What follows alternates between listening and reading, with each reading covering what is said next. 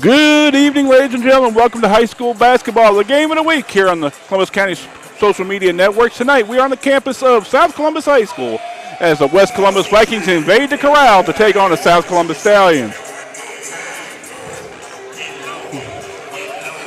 Kevin Tolman here to start with the pregame. We got Brett Burrs on the way for another night of high school basketball action.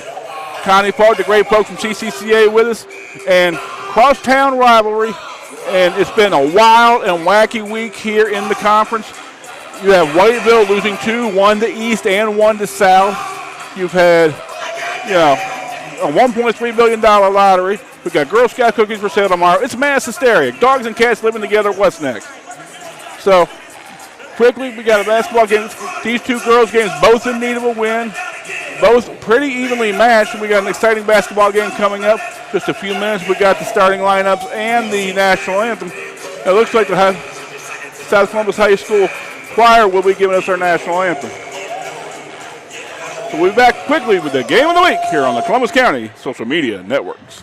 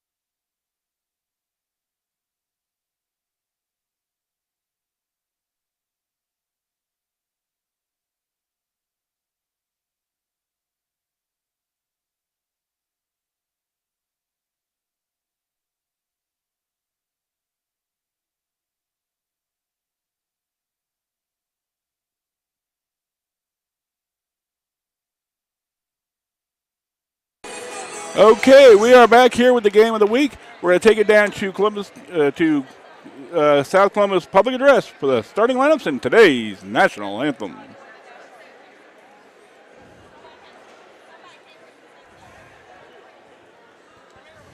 Ladies and gentlemen, we'd like to welcome you to South Columbus High School tonight for our ladies and men's basketball game.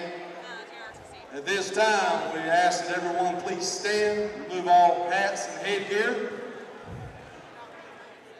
Our colors tonight will be presented by the South Columbus Color Guard. And our national anthem will be sung by our own Stallion Chorus, led by Mr. Jimmy Price.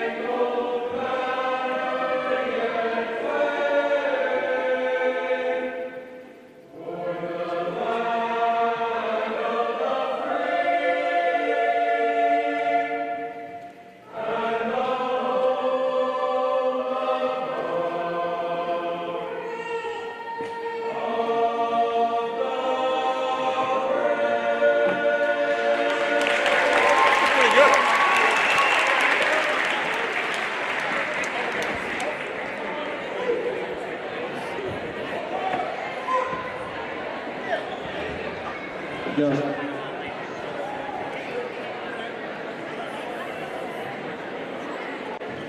And now, ladies and gentlemen, for our starting lineups, we're visiting West Columbus Lady Vikings. Number 22, Shataya West.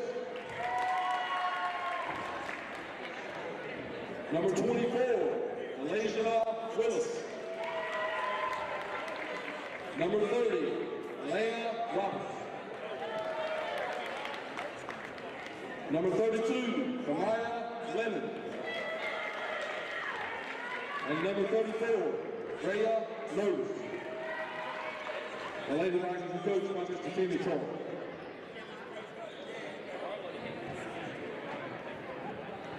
And now for your So Brett's supposed to be breaking it. No questions. Where's a Brett? senior starting guard, W. Kylie. And a junior starting in guard, number 12, Jakaya Brown. A freshman starting at forward, number 15, Brittany Strickland. And a junior starting at center, number 21, Janisha Jackson. And the senior starting at forward, number 32, Bethany Lupo.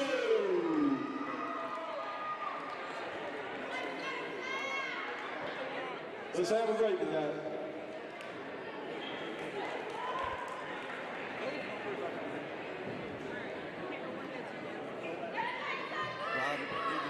Appreciate it.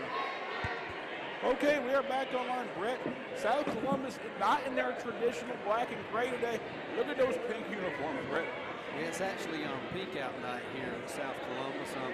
I actually forgot to wear my pink, but you see some pink pom-poms over there and some for cheerleaders and some pink bows, and some of the crowd has some pink on. So, you know, trying to do some things to try to get the kids, you know, into the games and having fun, and pink out is one of those things. Had a great rendition of the national anthem by the South Columbus High School chorus in the direction of Jimmy Price today. I mean, Megan Storm's got her pink on. I mean, it's been an interesting week in the conference, Brett. We talked about this a little bit about. Well, I talked a little bit about it in the pregame. You had East Columbus last Friday night beat Whiteville, and then Tuesday night on a tip-in, Whiteville lost 2 in a row. Now they've lost 1 to East, 1 to West, and I don't remember the last time that's happened. Yeah, I actually caught the ending clip of that on Facebook about where West Columbus, you know, had 2 or 3 shots to win the game, and actually backside rebounding with about half a second on the clock gave them the win against Whiteville. And that's always big, and that's a big rivalry game, and another big rivalry game over here at the Corral. Janessa Jackson's going to jump the ball against number 30. Allegra Roberts. And we are about to be underway here on the campus of South Columbus High School. A little eager to get started there. Yeah. There we go. Tip out controlled by the Stallions. She double dribbled. They didn't call it, though. Pass underneath goes out of bounds, and it'll be West Columbus basketball.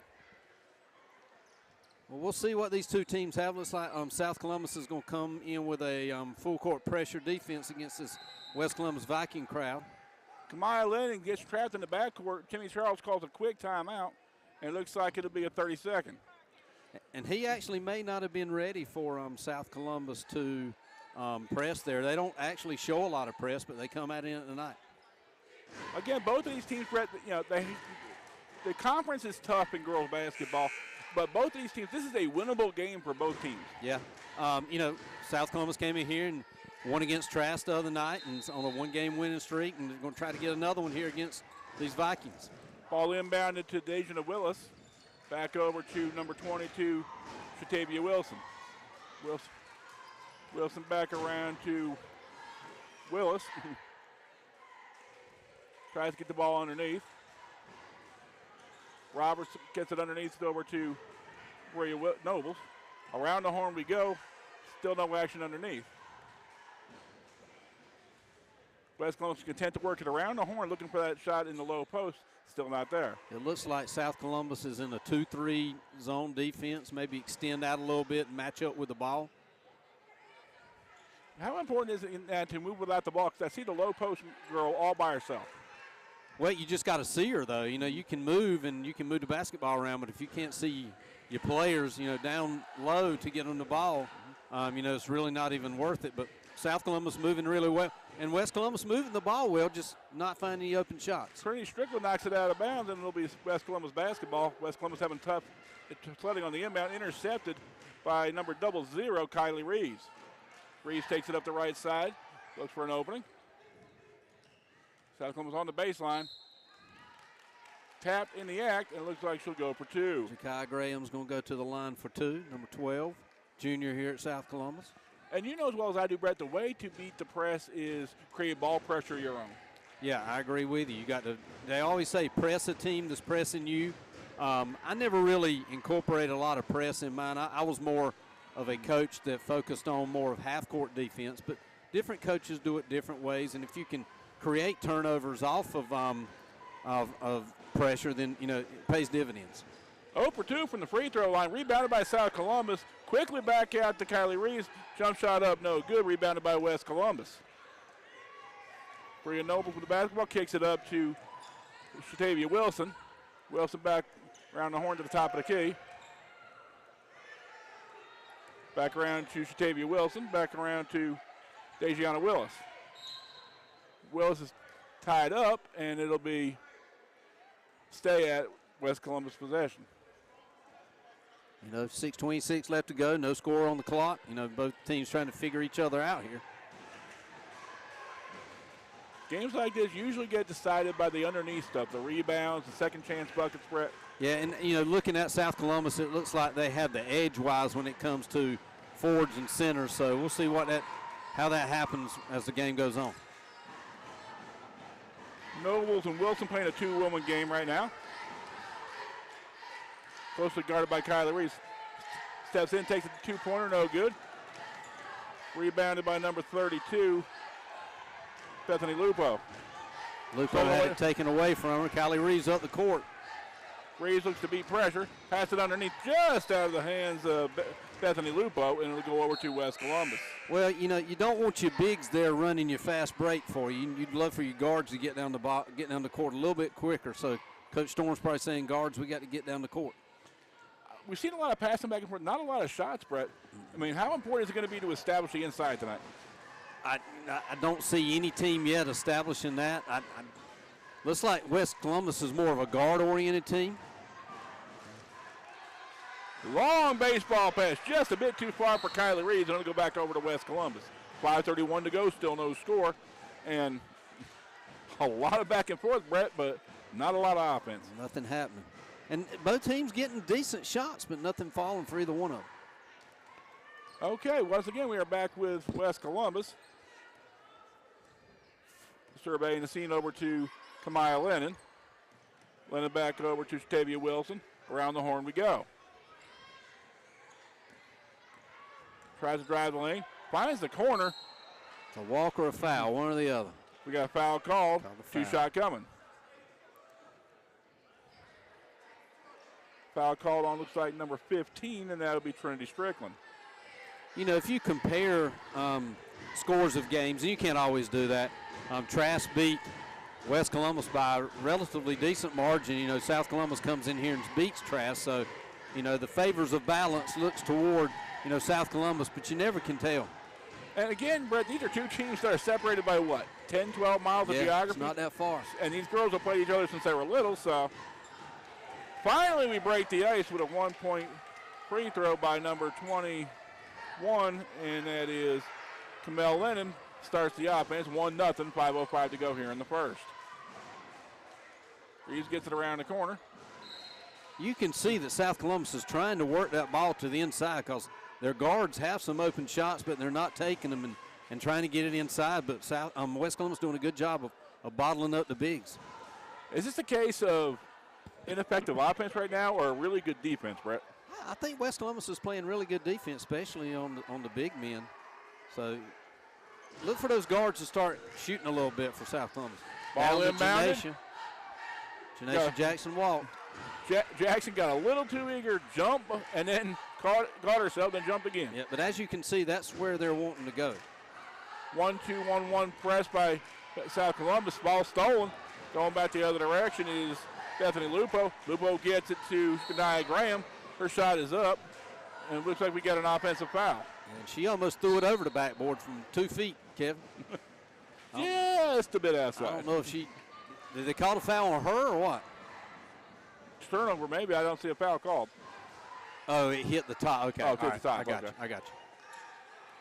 South Columbus with the interception once again on the press. Got a grab by number 24, Dejiana Willis, and it'll be South Columbus basketball. Bethany Lupo with the steal, trying to run the fast break. Probably if you're Bethany, you probably want to get that steal and then get it quickly to a guard and then get up the court so you can get under the basket. Trinity Strickland inbound the basketball, gets it over to number 12, Shakia Graham. Graham back to Reeves. Surveys the scene. Cross-court pass to Janesha Jackson. Well, I don't think that's the pass that you want cross-court to a low post.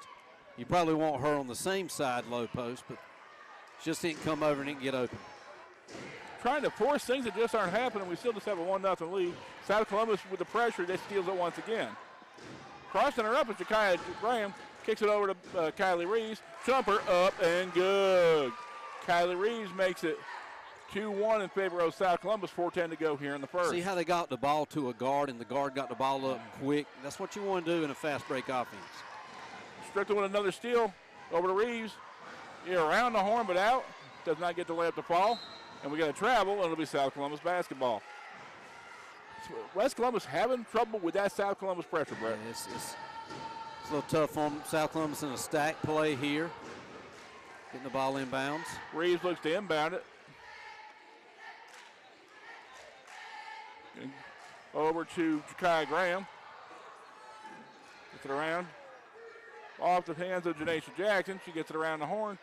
Ball's up and good. Nice shot. Is that Trinity there? Trinity Strickland with good the deuce. shot there. Right in the flow of the offense. Once again, pressure by South Columbus. Beaten this time by West, and that is Dejiana Willis. Willis' jumper. It's going to be a walk. Block, gets called for the walk. Yeah. I don't know. If the ball was hit and it goes to the floor, she can get it up and dribble again. That's what I thought too, but yeah. I've seen some strange things. 4-1 our score, 3:30 to go here in the first. Not a lot of offense, Brett, but both these teams feeling each other out. But like we said in the pregame, relatively evenly matched. Yeah.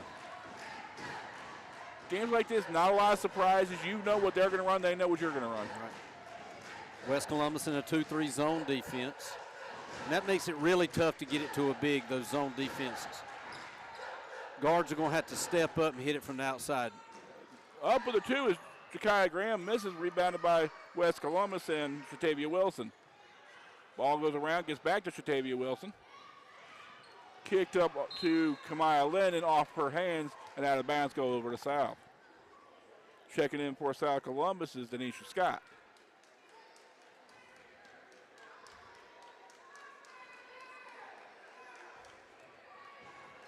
Ball into Kylie Reeves, and we got just under 3 minutes to go here in the first quarter. Reeves surveying the scene from the top of the key. Around to Trinity Strickland. Strickland tries the baseline. Trapped on the baseline is Strickland, and we got a foul underneath. Looks like it's against West Columbus, or was it out of bounds? They didn't come to the scores table, so must have been out of bounds. Quick conversation by the officials. Okay, no foul. I think that's what Timmy Charles wants to know. Yeah.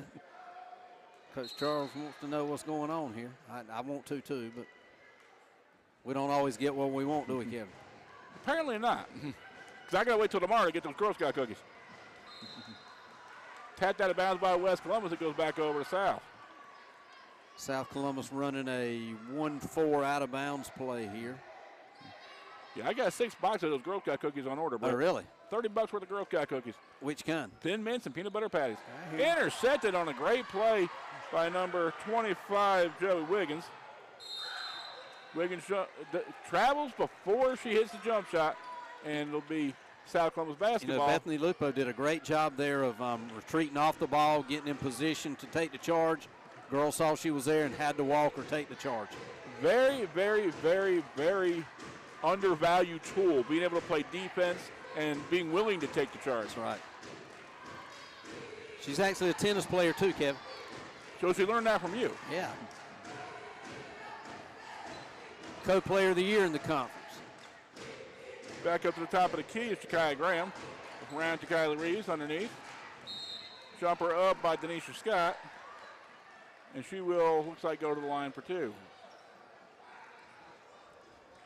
Denisha Scott goes to the line. Now, they're calling it underneath. On the floor. On the floor. Not a lot of shooting here today, Brett. Over to Kylie Reeves. Back underneath, tied up. Got a held ball and will stay with South Columbus. I think South Columbus needs to get some outside shots so they can pull that defense out because they're packed down on those big girls. You said it, I didn't. Well, that's a shot. Soft jumper up, no good. Or was that a pass? I think it was a pass. I'm going to call it a shot. Okay, all right. I'm the out-of-town scorer. Giving her the benefit of the doubt. I'm the out-of-town scorer here. Just under 2 minutes to go here in the first. South up by 3. Quickly underneath. Jumper up and good. Trinity Strickland with a quick bucket makes it 6-1 in favor of the Stallions. 1:49 to go here in the first quarter. Round we go to Shatavia Wilson. Wilson's jumper up, no good. South getting 2 and 3 shots at the basket, Brett, but West Columbus only getting 1. Underneath quickly to Denisha Scott. Her jumper up, no good. Gets another rebound. Jumper up, no good. Rebounded by West Columbus. Scrum on the floor for the basketball. Looks like it's going to go all the way over to. Woo, hit her in the face. And no call. Well, no, the ball hit her in the face. She didn't catch it. It hit her in the face. I hope she's okay. So the ball fouled her. Yeah, the ball got her. West Columbus facing the floor. South Columbus had a definite advantage on the boards here tonight. You can see that. That's a walk. Got a little bit too far on the carry. South Columbus with wholesale check-ins. Number 55, Candace Sasser, and number 35, June Parrott. Also checking in for West Columbus is number 30, Allegra Roberts. 1 minute to go here in the first. South Columbus up by 5, 6-1. South Columbus looking to spread the floor. Shot underneath, back around the corner. Tried to force that pass, got it stolen by Kamaya Lennon. We get a foul call. It's like June Parrott with the rebound there, and looks like she was immediately fouled. Looks like 32, Kamaya Lennon went up with the foul. South Columbus has had a lot of out-of-bounds play from the baseline, hasn't it, Kevin? They have. How can they get that to translate to buckets, Brett? Well, you know, she's got some out-of-bounds plays that can score them, I know, because I taught them to her, but just you got to run them effectively. South Columbus jumper by Candace Sasser up, no good. Went around the other side. Ball goes out of bounds. It'll be West Columbus basketball with 38.2 to go. Sometimes, Brett, the best offense is a good defense. How you get your defense to trigger your offense for both of these teams to start scoring. Just West Columbus really hadn't came close to being able to score. Ball quickly up to Denisha Scott. She backcourt, over and back. Scott backcourts the basketball. Remember, you have to have both feet and the basketball in the front court before you can go back to the backcourt.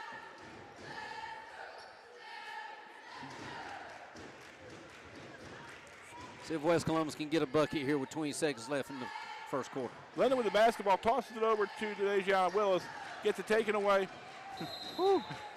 Scrum for it, and Sasser's going to get her money's worth with her time in the ball game today. Well, she probably got fouled right before here, but then taking it out, you know, on the opponent when she was going down the court. So getting her money's worth, like you said. Yeah. Well, if you're going to foul somebody, do it well. There you go. Ball inbounded to, I'm assuming they know what the clock is. Kamel Lennon. Lennon's pass to Joey Wiggins is intercepted. That's good.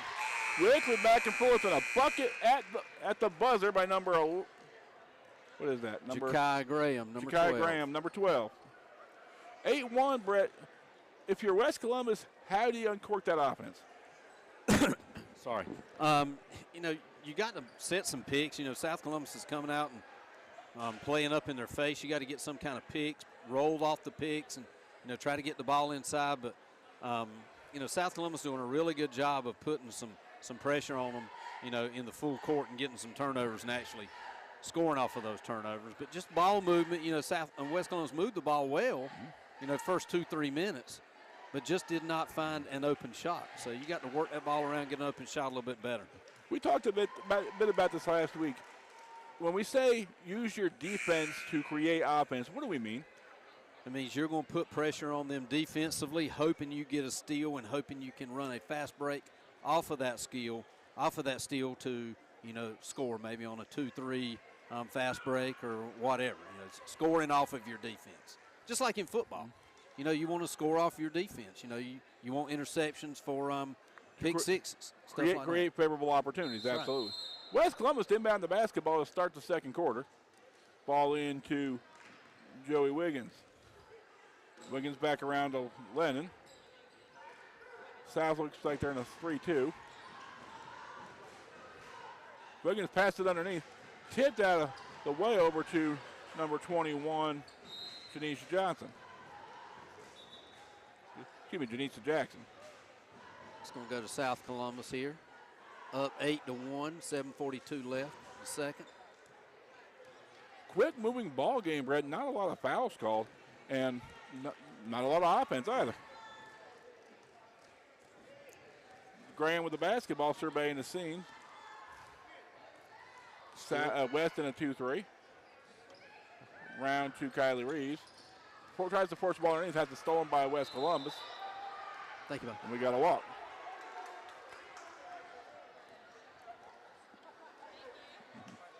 Appreciate it. Credit the South Columbus athletic staff for taking good care of us tonight. Yeah, you may not hear me for the next 3 minutes. I may be wolfing down some of this.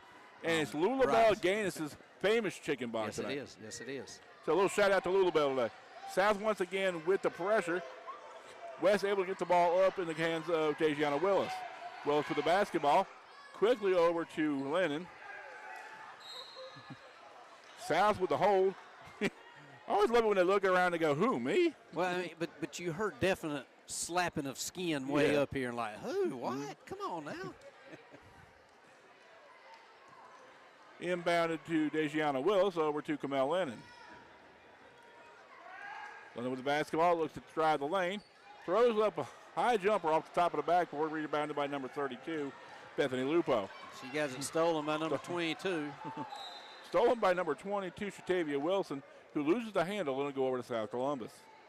Sometimes these games remind you of a pinball machine. Mm-hmm. I was just thinking that. I don't know why. Timeout, West Columbus. Which is interesting because the ball had already been inbounded. Well, maybe the guy didn't know it had been inbounded. Uh-huh. I think the referee down here is like, hey, dude, ball's inbounds. Okay, Brett, 8-1, 6:48 to go here in the first half of a quick-moving girls ball game. And, if take us in, Megan Storms, she's one of your mentees as a coach. Tell me what she's telling her girls right now. Well, I think she's a little bit upset that they're trying to force the ball to the middle. I mean, they're moving the ball around the arc one time and then trying to push it to the middle.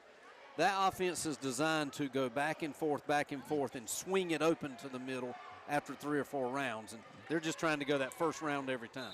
So be patient with the basketball. Take a picture.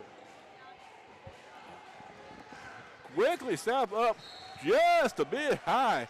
Unfortunately, if you need to be about a foot tall to catch that ball, it'll go over to West Columbus.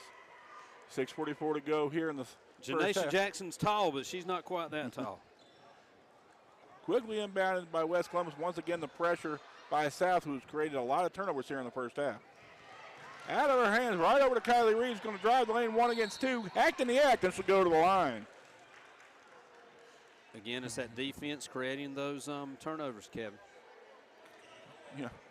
Coach Jimmy Charles has got to get him in the locker room at halftime and tell him how to beat that press. They're running a 1-2-1-1. Yeah, and you can simulate that all day in practice, but it's never really what it is till the game time gets here. First one rolls in and out. How do you beat that 1-2-1-1? Well, what they want you to do, they want you to go to the corner and trap, and you just got to go back and forth. You got to go sideline to sideline with that and walk it up. Both of them out, but rebounded by Kylie Reeves herself.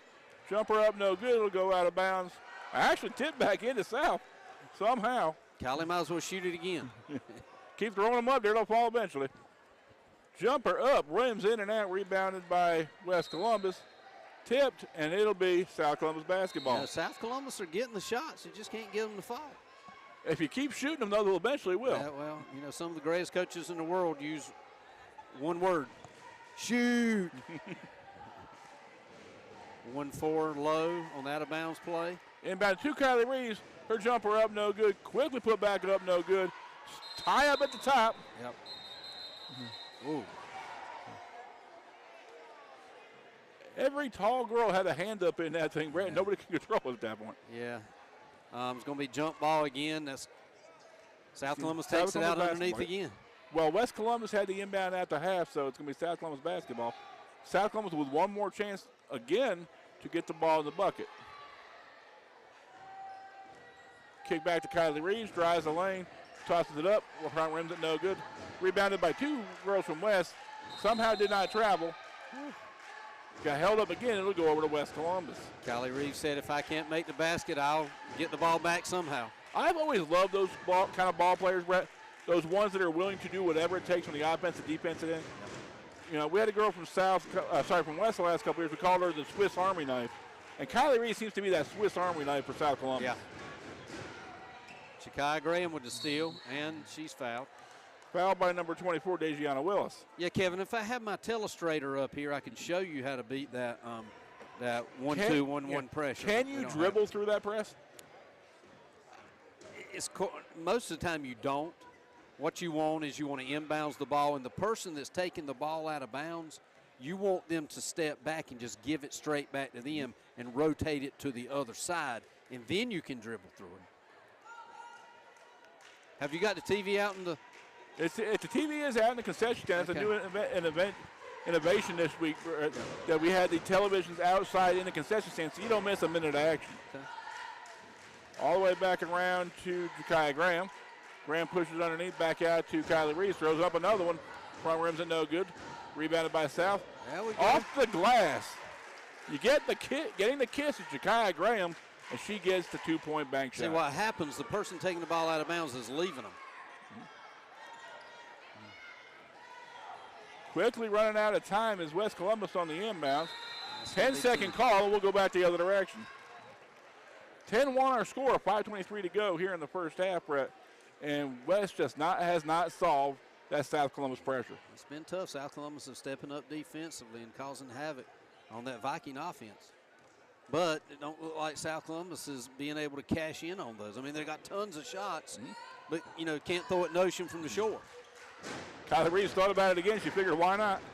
Drives the lane, kisses, tries to kiss the rim, no good. Rebound by South, second chance bucket. Denasia Jackson. Jackson hanging around the rim, takes out the trash. Driving the lane, but forgot the basketball over to number 24, Dejiana Willis. 34, that's Brea Nobles. Jakiah Graham with the basketball. Kicks it underneath. Jump shot up, no good. Rebounded by South once again. Another jump ball. Another jump ball. Although I think if you're getting 10 shots to your opponent's one, I think the odds are in your favor. Yeah, it seemed would be, but, still you're not comfortable with a 11-point lead, even though they only scored 1 point. Inbounded to Denasia Jackson. There's Jackson tied up on both sides. I think a lot of times in girls basketball, you put in plays, and she's definitely got in plays. And I went through the same thing, is we tell them we want to go here, but we only want them to go to a certain spot if they're open. You can't just throw it to a spot every time and they'll be open. Oh, they called a foul there, Kevin. Yeah. And Nia Johnson picks up the foul. First one is up and good. Trinity Strickland hits the first, making it 13-1, 4:38 to go here in the first half. It's going to be Janae at the line there. Janae? Yeah. They have the same hairstyle. I'm going to tell you, Brett, this is one of the first years I've seen these ponytails obstructing the numbers makes it really hard to read. Hits them both, and it's 14-1, 4:38 to go in the half.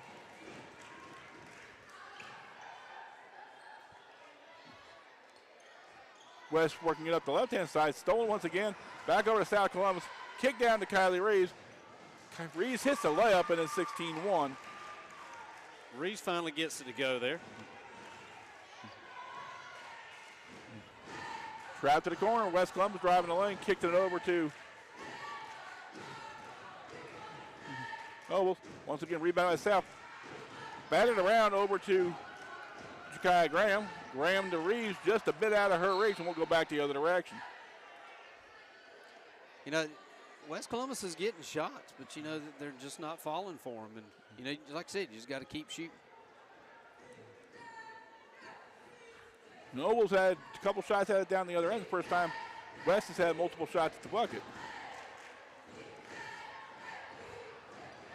Getting out of the corner.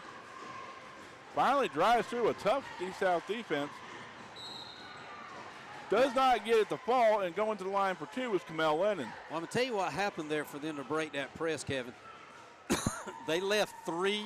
West Columbus left three on the end to get the ball up the court, where usually they're only having two. So gives them more options when you have three people bringing the ball up the court.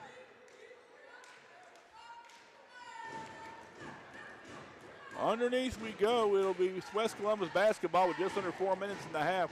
South up 16-1. West Columbus looking for, a spark on any end. Underneath, brings it back out.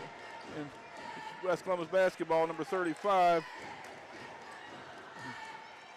Trapped on both sides. Where do you go with the ball? Somebody got to be open. Tried to kick it over to number 30, Allegra Roberts. Out of her hands. Tipped by South. It'll be West Columbus basketball. Around we go to Jatavia Wilson. Wilson all the way back out to the far corner. Picks up her dribble. Kicks it over to number 12, Nia Johnson. Jumper up, no good. Scrum on the floor. On the floor now with us, Joey Wiggins, and no place to go. Tied up by number 32, Bethany Lupo. And I got to give it to them, though. These Viking girls are playing hard, though, Kevin. I mean, both these teams, Brett, just looking for that spark. South Columbus, just by virtue of opportunities at the basket, is leading this ball game. But this really hasn't been, one team outclassing the other. This is just, when opportunity knocks, sometimes you got to answer the door. Another forced ball into the middle for South Columbus. Once again, Allegra Roberts on the floor. And to me, those are considered turnovers. Well, it is a turnover, even though it was a jump ball. It is considered turnover if you lose it. Tipped out of bounds by South. It'll stay with West Columbus. Once again, that pressure creating all kinds of havoc. Now South Columbus has fallen back into their, it's like their 2-3 or 3-2 off defense. Wiggins with the basketball gets it around to the corner. Spinning around is Allegra Roberts. Roberts looking for some help. And bailed out by the South defender, number 22, Tanisha Scott. Allegra Roberts there is fouled. Still not enough for the 1-and-1, Kevin. Bailed out on that, Brett, because she had nowhere to go in the corner. Round we go. Ball over to Allegra Roberts. Jumper up, no good. South with another rebound. West only one opportunity at the basket. Tried to force the shot. Oh, nice. Somehow grabbing the handle is Candace Sasser, who gets the layup for two. 18-1, 2:35 to go here in the first half. Quickly over to Bria Nobles. Nobles to Wiggins. Quick jumper up, no good by number 30, Allegra Roberts. He's going to fight hard under the basket, Brett, but unfortunately for West, they can't get more than one, maybe two shots at the bucket.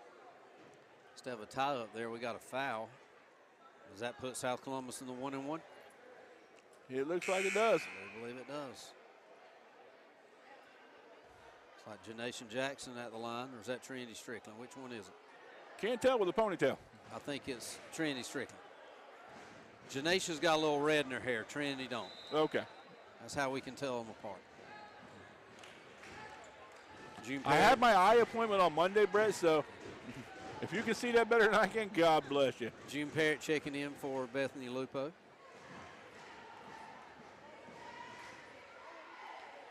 Shot is up and good. Hits the front end of the 1-1.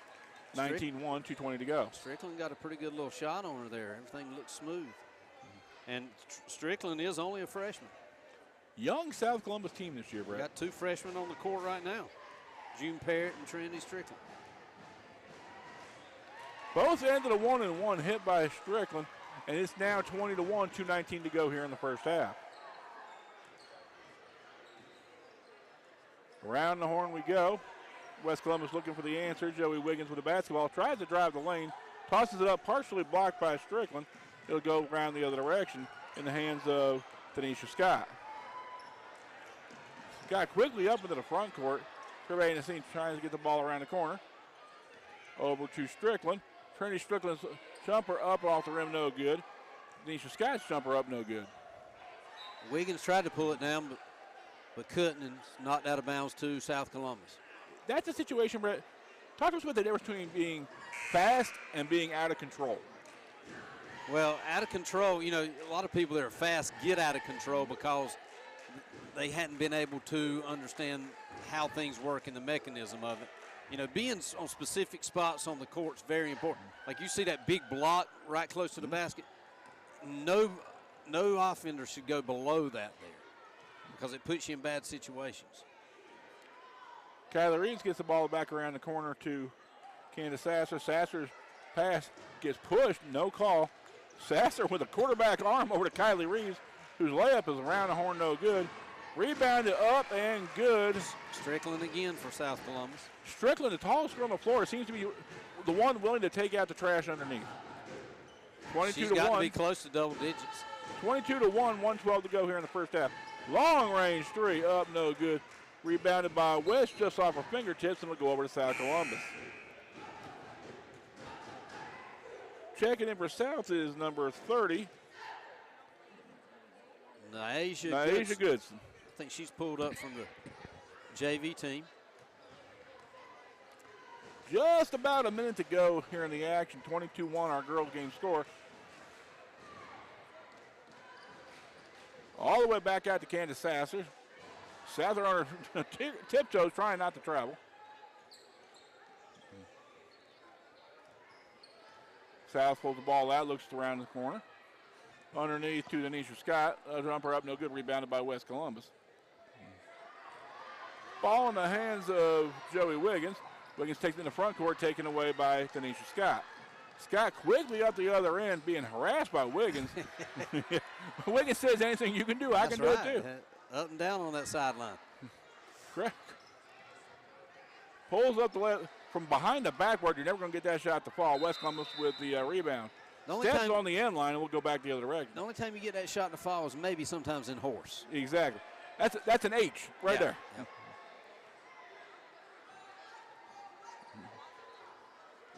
Candace Sasser inbound the ball with 17.2 to go. Forces it in.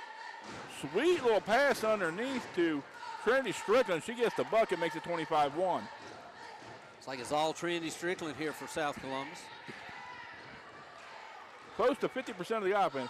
Long range three, front rim's no good. And our score at halftime, Brett, 25-1 in favor of the Stallions. If you're West Columbus, how do you find your way back into this ball game? You really gonna ask me that, Kevin? Score points, I guess. Well, you know, West Columbus has got some opportunities, and it seems like the last 2-3 minutes of the second quarter, they started beating that press. So now you got to go in there and say, okay, now we beat the press. Now we've got to score off beating the press, and I'm sure that's what Coach Charles there is going to tell them is we got to score off beating their press. Okay, I will be back very soon with Jimmy Price, South Columbus High School Core Director. We're going to talk about the arts program here at South Columbus, and we'll be back with Jimmy Price and second half action here on the Columbus County Social Media Networks.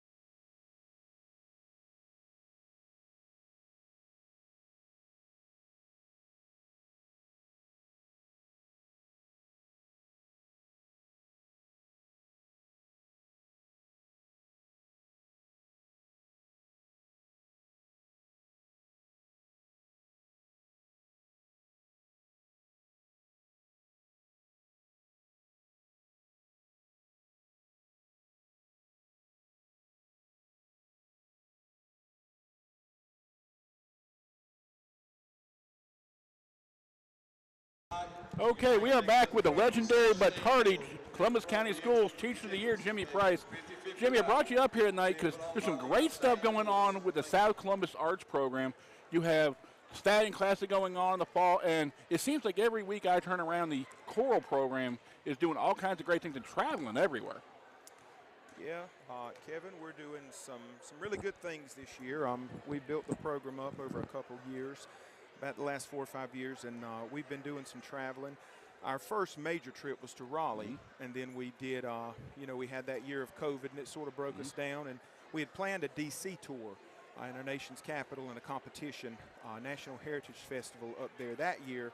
But then we had to postpone it. So last year we did that, and this year we're headed to Nashville. We fly out of Myrtle Beach on the 30th of March. Any truth that you or any of your students are going to become country and western music stars? Well, I got one. That's through Riley Madison. Yeah, she lives half here and half in Nashville, so she's just at home there. So God bless, and Riley Madison did a fantastic job on American Idol for us this year. Yeah.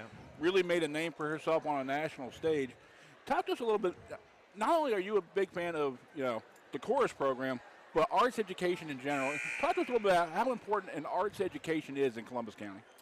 Well, I dare say, just like with our exams going on, our reviews right now, part of the process of with arts education is whittling away till you get it right. And that's a life skill. It's something that's not a once and a done and a check in a box and a worksheet. These are things that students have a goal. They set a goal, we give them the parameters, and then they work to achieve that goal. And that's what really, as adults, we have to use the executive functioning skills every day in our life to just adult. And that's what we try to teach them, that I'm not going to watch you every 5 seconds. I'm going to expect you to have it done by, A to B, and if you haven't got it done, then you've got a problem. As we start the second half, let's go ahead and continue our conversation. I know a part of your job is recruiting coming up as we get toward the end of January, February. Talk to us a little about, if you're an 8th grader sitting at home, thinking about what you want to do for an elective when you come to South Columbus. Well, I tell you, you think it's just going in and, just singing or just playing an instrument or just this or that, but the creative process, when that is, music is very mathematical. And then you also have that creative process and you're building, you're able to put those things together. It makes all the difference. And our students work many times. They'll tell me this is my hardest class, not necessarily because of the content, but because of the process. So I think that, but plus it's fun. You get to be with people that you never see all day. We have a melting pot in our department. So I think that's what brings everybody together, and you get to see people and make lifelong friends. One of the things I've always enjoyed about the South Columbus Arts Department is how well they work as a unit. Yeah. If you ever had a chance to go to the Christmas concert, the end of the year concert, you see all facets of the arts department working together. Talk to us a little bit about the people you work with. You have some. Now, unfortunately, you've got a couple of new facets in there. Unfortunately, Joy Lewis passed away a few years ago, and Crystal Harrison moved on. Talk to us a little about the arts, the folks you work with, and how great that arts department is. Well, I'm here and I teach the choral and vocal music, and then also the piano program that we have. But then we've got Bree Giddings. She's our visual arts instructor, and we've got some digital arts that's starting. We've got a new screen print machine and some things like that. She's awesome to work with. She's a native of Conway. And then we have Mr. Richard Tyndall. He's our new band and guitar teacher and director, and he is originally from Clinton, but he's taught at Littlefield Middle over in Robinson County for the last 15 years. We're glad to have him. He commutes from Lumberton every day. Hopefully we'll get him over here, maybe to If stay. anybody's got a house and wants to get Mr. Tyndall here a little bit local. There you go. Yeah, he said if it works out well, he may consider moving on and getting over here. But he's an awesome colleague to work with. UNCG graduate, performance and education in trombone, awesome guy. And then we also have a former Miss South Columbus High School who graduated in 2018, one of my former students, Miranda Sibbett, now Roman. She just got married in October, and she's our theater and dance director. And we'll be doing the Addams Family musical coming up in May. So all of you come out. That's our new South Stage production, and we're looking forward to it. We just work really well together, like we had a meeting this afternoon, and we just throw ideas out at each other. And now, Celebrate the Arts is where this year? It is at Whiteville High School, so Whiteville City Schools. And what date? And that is the 24th and 25th, so all of our concerts and exhibitions will be on the evening of the 25th, the Saturday evening, at Whiteville High School this year. appreciate you coming up, Jimmy. We have a lot of great stuff going on. I know, you're really proud of with arts departments across the county. Yeah. Teacher of the year this year. If you had a chance to talk to the parents of a lot of our listeners here, everybody, around the counter, we kind of listen in. Tell us why Columbus County. What's great about Columbus County and Columbus County Schools education? I think Columbus County, people might talk down about us a lot. They do, honestly. But I'm a graduate of South Columbus High School, and I can tell you when I went to college, I was prepared. I'm not saying that everybody is going to, get everything they need in every way, but where are you going to get that? Everybody's going to be lacking something. I think the small town home feel that we have here, everybody knows everybody, and that makes a difference because you're not just a number. You're not just a name that you don't know what the face is. Most of the kids we know out here, even if we don't know them personally, we know them well enough to where we can say hey to them on the street. That makes a difference because you know that you've got people who care. And you can be the smartest person, no calculus, organic chemistry, and you don't know how to live and love. What does that matter? And that's what we teach a lot here is how to just to love on our kids, All righty, Jimmy Price from South Columbus High School Arts Department. Thanks for joining us, and we appreciate it. Appreciate and it. We look so forward much, to seeing Kevin. you at a Thank lot so of much. concerts here the rest of the We'll spring. see. Okay, and we've got our choral festival coming up on March 2nd, so that's our next event. Look forward to seeing everyone. Sounds good. Appreciate it. Thank you. Thank you so much. Thank you. I hope I took care of you. Oh, got you, always. Yeah. You're hard at to follow me. South Columbus extending the lead. Brett had a chance to take a minute or two there into the second half and really take a hard look at some parts of schools that don't get a good look sometimes. And Jimmy Price, South Columbus High School Teacher of the Year, Columbus County Schools Teacher of the Year, talking about what's great about education here in Columbus County. Yeah, Jimmy's a really good teacher. I've taught with him it's probably about 12 years now, and he's a big asset to South Columbus. I worked with Jimmy Price as a teacher, Brett, but also he was an assistant principal intern back when I was here, assistant principal at South. I do remember that. 107 years ago. I've been here a while. Here we go. That makes you and I very old, Brett. And since I've been gone, West Columbus has doubled their score, Kim. That's impressive. 30-2. But I was noticing that West Columbus came out in a man-to-man defense against South Columbus there and caused a little bit of havoc. But South Columbus still scoring off that defense. Kylie Reeves mugs her and gets called for the foul. We'll go underneath with West Columbus. I hadn't heard that word in a while. I'm trying to expand my vocabulary. There you go. With those three-letter words? All I know is if you hit a double word in Scrabble or a triple word and just put an X in it. You get a lot of points for that. Oh, yeah. An X or a J or a Q. So a quick-sided game to be sure, Brett. Number 24, Dejiana Wells with the basketball. Dangerous square pass over to Lennon. Lennon around the corner, inside the arc, throws up the jumper, off the back rim, no good. Rebounded by South Columbus. And Strickland.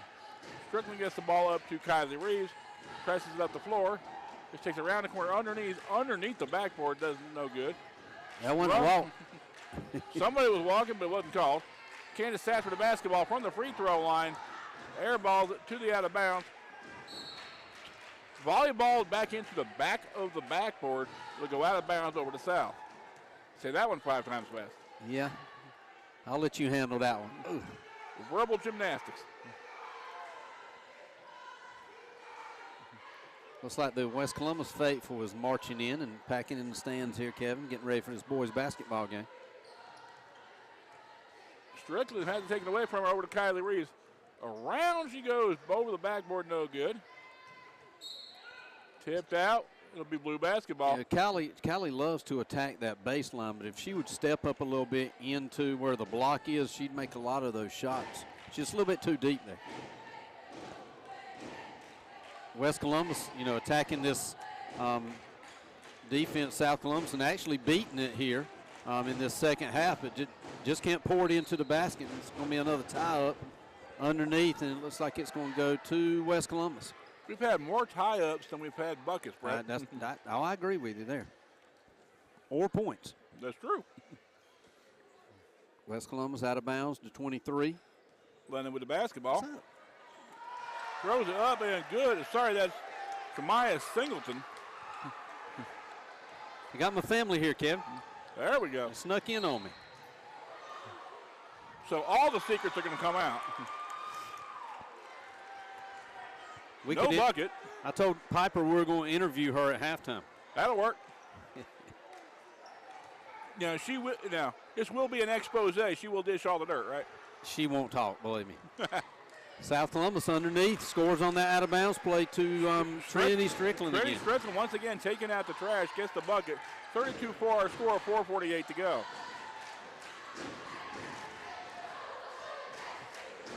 Driving the lane, quickly underneath, throws it up is number 21, Kamel Lennon. Lennon goes to the line for 2 shots.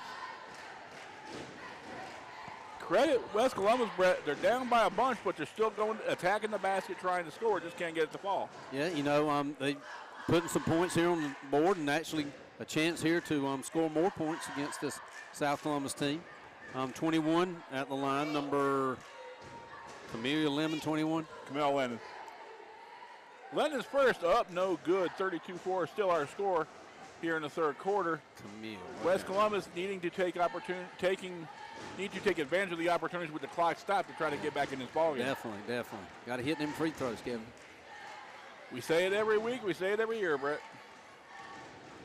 0 for 2 from the free throw line. Tapped out over to South Columbus. Body checked, and it's going to be a foul on Trinity Strickland for South Columbus, I believe. A little bit of roller derby, never hurt anyone. South Columbus still with the pressure, up by 26. Round we go. Jumper up, inside the arc, no good. Rebounded by number 32. Wilson had a good look at that, but just couldn't bury it. Lupo tries to force the pass, gets her pocket picked, goes back the other direction. The fans of Tavia Wilson. Wilson pulls it out, gets it around to Shania Singleton. Singleton kicks it back out to number 21, Kamel Lennon. Lennon surveys the scene. Jumper up, no good. Quickly back up to Reese. And Reese is getting attacked on both ends. Want to know where was the foul? South Columbus has dropped back in that 2-3 zone, and it gives them a better opportunity, even more opportunity to get more rebounds, and looks like they're trying to run the fast break out of their rebounding. Okay, Ja'Kiah Graham going to inbound the basketball to Candace Sasser. Sasser back to Ja'Kiah Graham. Graham underneath. Nice pass to number 22, Denisha Scott for the bucket. Nice move there. Way to see the girl without the basketball, Brett. Sometimes that's really hard to do. West Columbus with the timeout. Kevin, there's actually not a lot you can do here. You just want to come up and play really good defense against South Columbus and try to look at 32-4 right here and say, hey, okay, let's look at it as a brand new game. Let's try to outscore South Columbus the rest of the way out and build for the future. At some point, Brett, Megan Storm's going to look to get her younger girls into the game. In a situation like this, when you have an opportunity at this point in the season to look at your young players, what do you look for? What's a successful outing if you're a girl sitting on the bench who's going to get a chance in this ball game to get some quality minutes? Well, you're hoping that this is the game that you can get minutes if you're a young player. And a couple of, I think she's played actually everybody tonight. And, just wanting to learn the offense and be able to step in as the years come. Just inside the arc, jumpers off the rim, no good. Traveled by South Columbus going back the other direction. We'll go back with West Columbus basketball. Because it seems like the JV girls conference has sort of dried up. I think Whiteville is the only team, Brett, as you were about to say, that has a girls JV team. So you really can't get better as a young player unless you're, playing on varsity.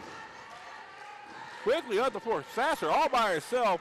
Layup up and good.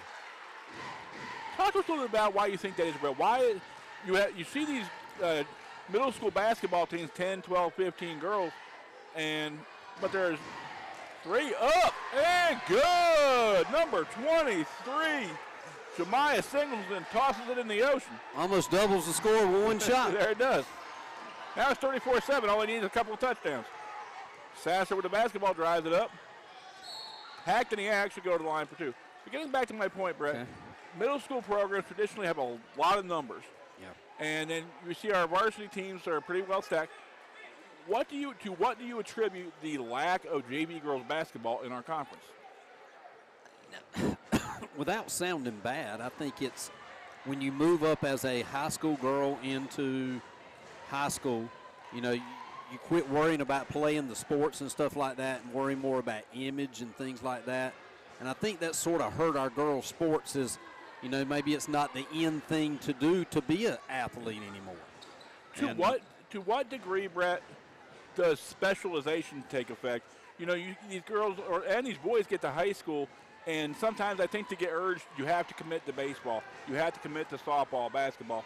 To what extent does specialization take away from this? Well, when I coached softball, I always had my softball players playing basketball, and I think Coach Storms is doing the same thing.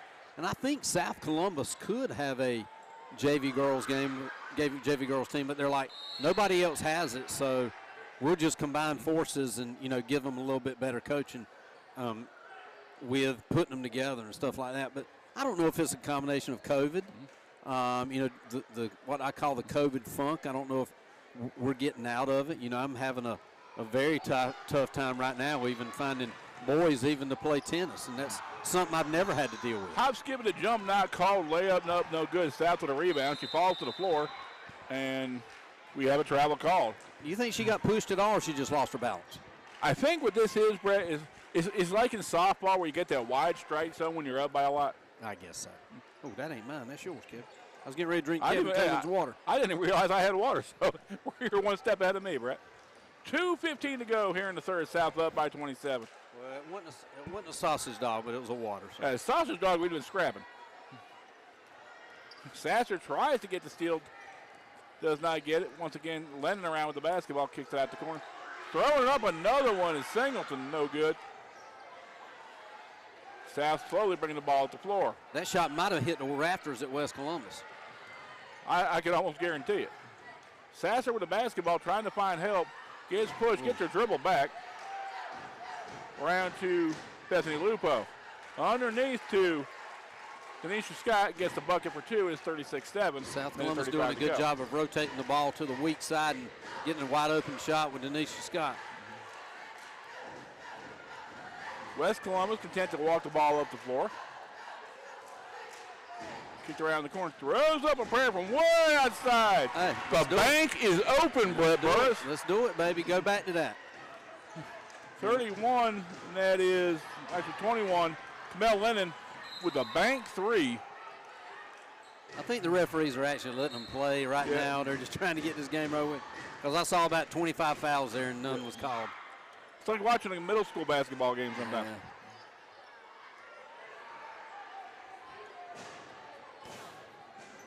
Yeah. Just over a minute to go here in the third. South up by 26. South content to keep it up to the top of the key. Maybe work for the last shot. Looks like that's what they're trying to do. It's a double dribble. That's 24 there. That's Nia Bellamy. Ryan Bellamy. She's actually one that come up off that JV team. South Columbus getting a chance to use the bench. And South Columbus with a few more wins than they've had the last couple of years, Brett, maybe could sneak into a 2A, at large bid. And these minutes with these young girls could be important.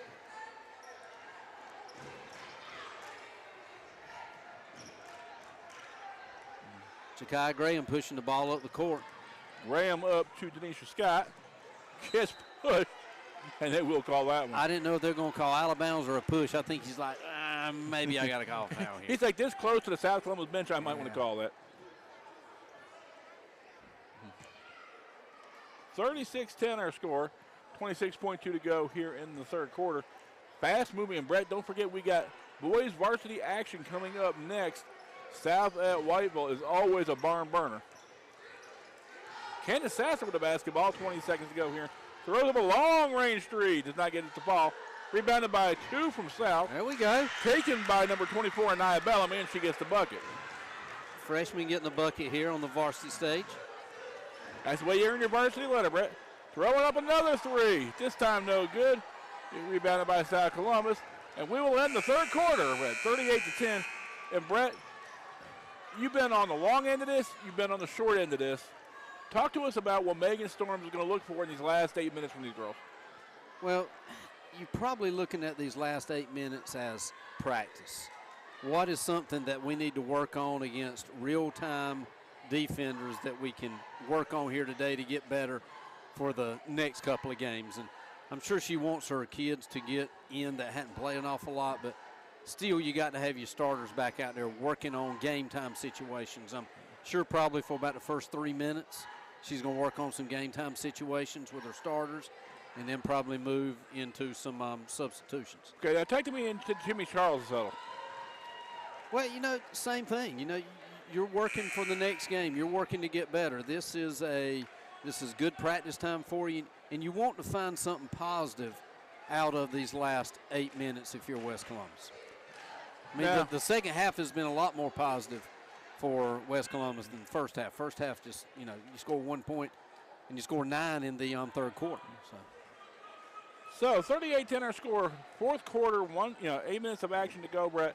And Friday the 13th on a 3-day weekend. Is that? Oh, I didn't know today was Friday the 13th. Today is Friday the 13th, and it's a 3-day weekend. God, you shouldn't have told me. I'm sure I'll have bad luck now. Well, you've had good luck. You got the family here tonight. Yeah. Finally get a chance to see you in action. Probably because I told them they get a hot dog. There's always some. Well, actually, I heard Little Balganis was having the chicken bog today. Lennon drives the lane, throws up with a layup, tapped, no good. Rebounded by South Columbus, going back the other direction. Quickly up the floor to Kylie Reeves. Carried, I believe, no foul. It's going to be underneath. So talk to us a little bit about these folks we got to your right, Brad. I believe one of them just had a birthday not too long ago. The youngest one turned 1 in November, 1st of November, and then the other two both have birthdays in May, and they are 9 and 7. I'm talking about you, Piper. And she's actually wearing something on her lips right now. She's 9, going on 16, so we'll wipe it off when I get home. Yeah. That's what they say. Makeup leads to grow up, and you definitely don't want that. Yeah, well, I'm okay with it. Because then they're going to want earrings, and it's going to be just terrible. Yeah. I have a sort of a long leash, but may have a tight hold on it. Who knows? And I believe Sean has a tight leash on you, correct? Probably. More than likely. It's like South Columbus is going to slow it up and try to work on some kind of offense or actually wait for West Columbus to come out. Reeves with the basketball, thinks about driving the lane, pulls it back out around to Strickland. Sorry, Singleton to Strickland. Back over to number 12, Ja'Kiah Graham. Maybe Graham to Strickland. Working on their delay game, possibly. Intercepted by West Columbus in the hands of number 32, Kamaya Lennon. Lennon drives the lane, throws up a hook over the backboard. That was a field goal, Kevin. It went through from here. It was good. 3-point, put 3 on the board. Hey, that is the one I think my Cowboys need this weekend playing the Buccaneers. Kevin, don't even bring up the Cowboys. I know you're a little obsessed, perturbed over some games. Oh, that was an ugly game last week. Oh, man. And like I said to Mr. Stackhouse, better last week than this week. I agree. Who they got this week? Tampa Bay on Monday night. Oh, wow. Okay. Playoffs starting here in the NFL. That's a tough draw for Dallas in the first round. Especially since they played them the first game of the year, and that's when Dak Prescott got hurt. Oh. Yeah. And coming around. Bethany Lupo for the 2 there. Yeah, Lupo with the 2. You don't want that to be your first game of the year and your last game of the year. Looks like South Columbus is getting ready to have some wholesale substitutions. Right. Once again, expanding our word power. Jinx. Raising the basketball, taking it up the floor quickly. 2 on 3. Hit from the back. The block up top was good, but pushing the back will lead her to the line for 2. Kylie Reeves, when she gets done with this game night, is probably going to have to go soak in a bath because she's got to be sore from all these hits she's taking. Tough young lady, Kylie Reeves. Tell me a little bit about her. I know you've seen her here in the hallways. She's a really great girl. Very respectful. Yes sir, no sir, and she's a warrior. When she goes out there on that basketball court, she gives it 100% her all. She plays volleyball, and I think she's actually going to play. I think she took a year off last year playing softball, but I think she's coming back with that sport. So, really good athlete and really good grades, and is a big asset to South Columbus. Wholesale substitution for West Columbus as well, Brett. West Columbus emptying the bench. But I really got to credit these girls from West Columbus. They're continuing to fight hard. They are. It doesn't matter what the score is. I mean, they're hustling. They're diving on the floor for loose balls. They're giving it everything they've got. Unfortunately, they just, tonight is not their night. Yeah, and like I said, it's tough to go out and get beat night after night. But, it's all about play, and it's all about fun. And as long as they're having fun, that's all you can worry about. 40-10 our score, 5:37 to go here in the fourth. Inbound the ball back around to the outside. Kicked out to Nia Bellamy. Over to Candace Sasser. Sasser back around to Denisha Scott. In and out we go. Over to Denisha Scott. Scott back to Sasser. Sasser thinks about it, brings it around to the other side of the floor. Just a bit outside, and it'll be West Columbus basketball.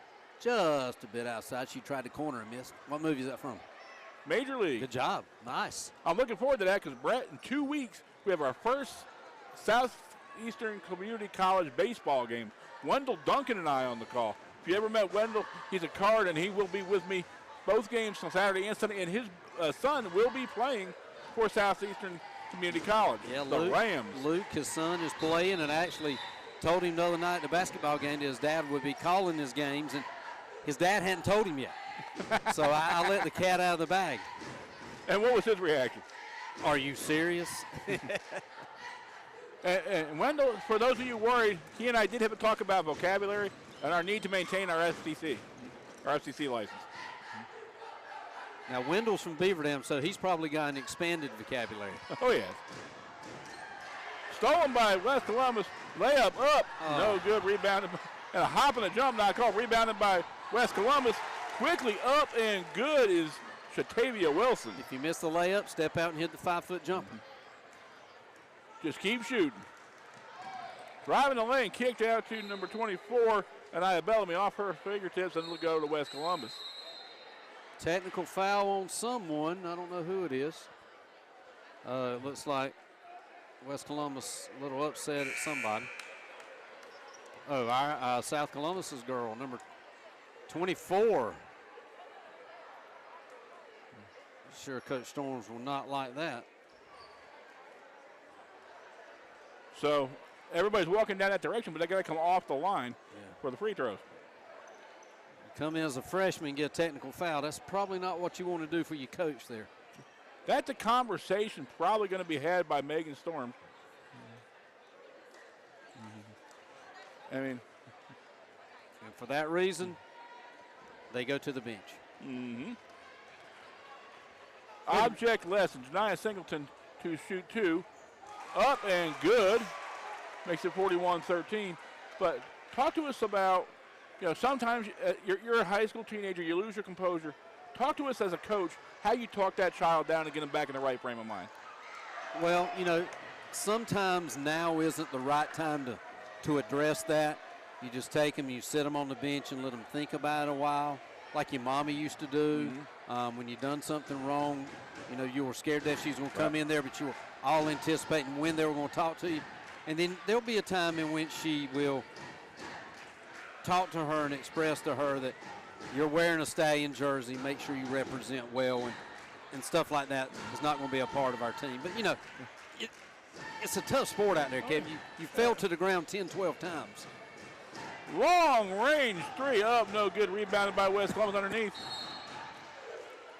Tied up, and it'll be South Columbus basketball. One of the things I've always loved about sports, Brett, is they reveal character.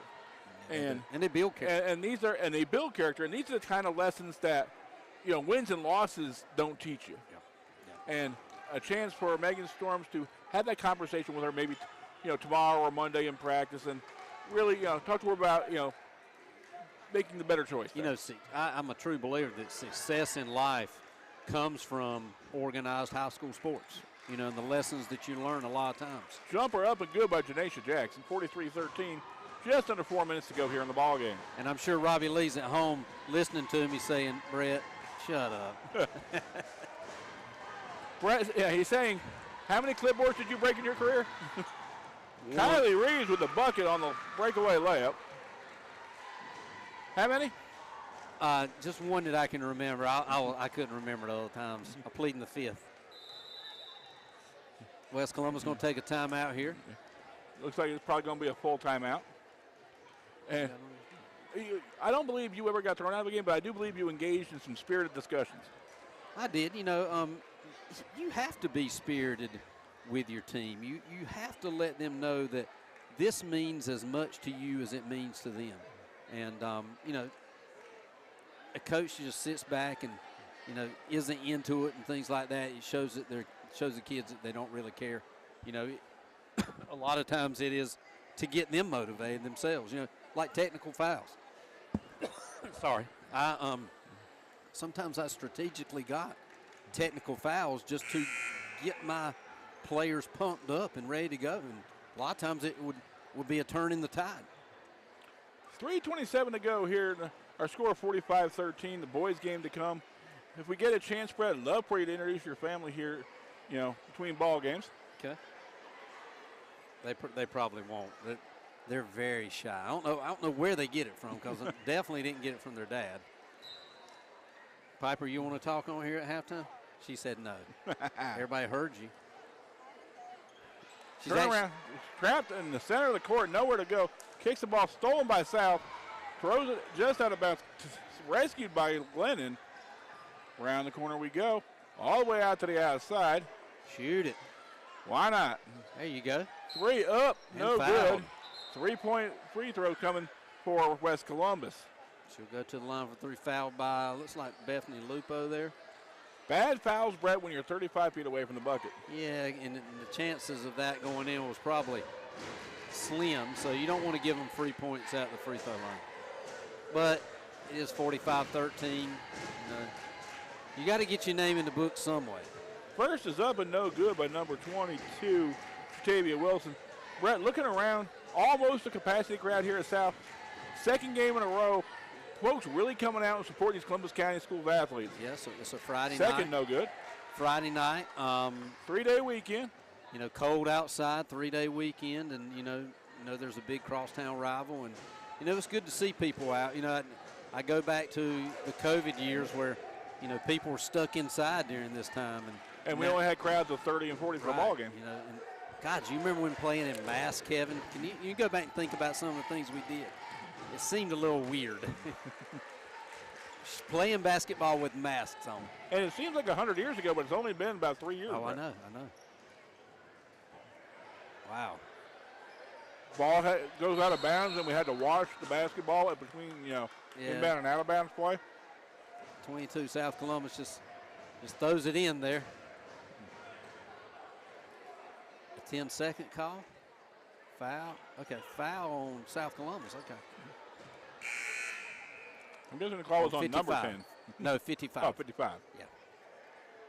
And that's going to be 1-1. 1-1 we go.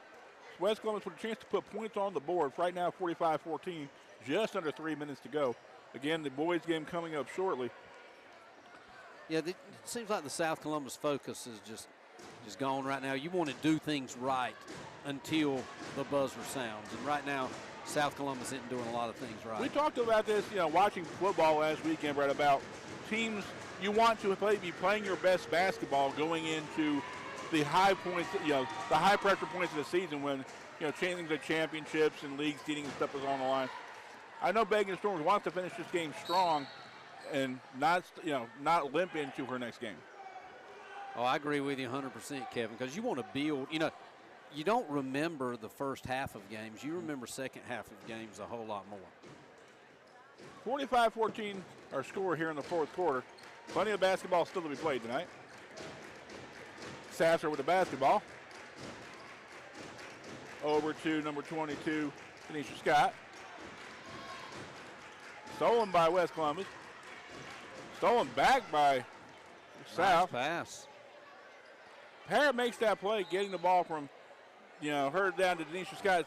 Scott can't finish, but doesn't negate the great, offensive play by Parrott. Yeah, good job keeping your head up, seeing where the wide open man was and getting it to it, and needing the assist, but just don't get it. Hard to keep your head on a swivel with that much action going around you. Bellamy with the basketball. Double dribbles. and it'll be West Columbus basketball with 2:24 to go.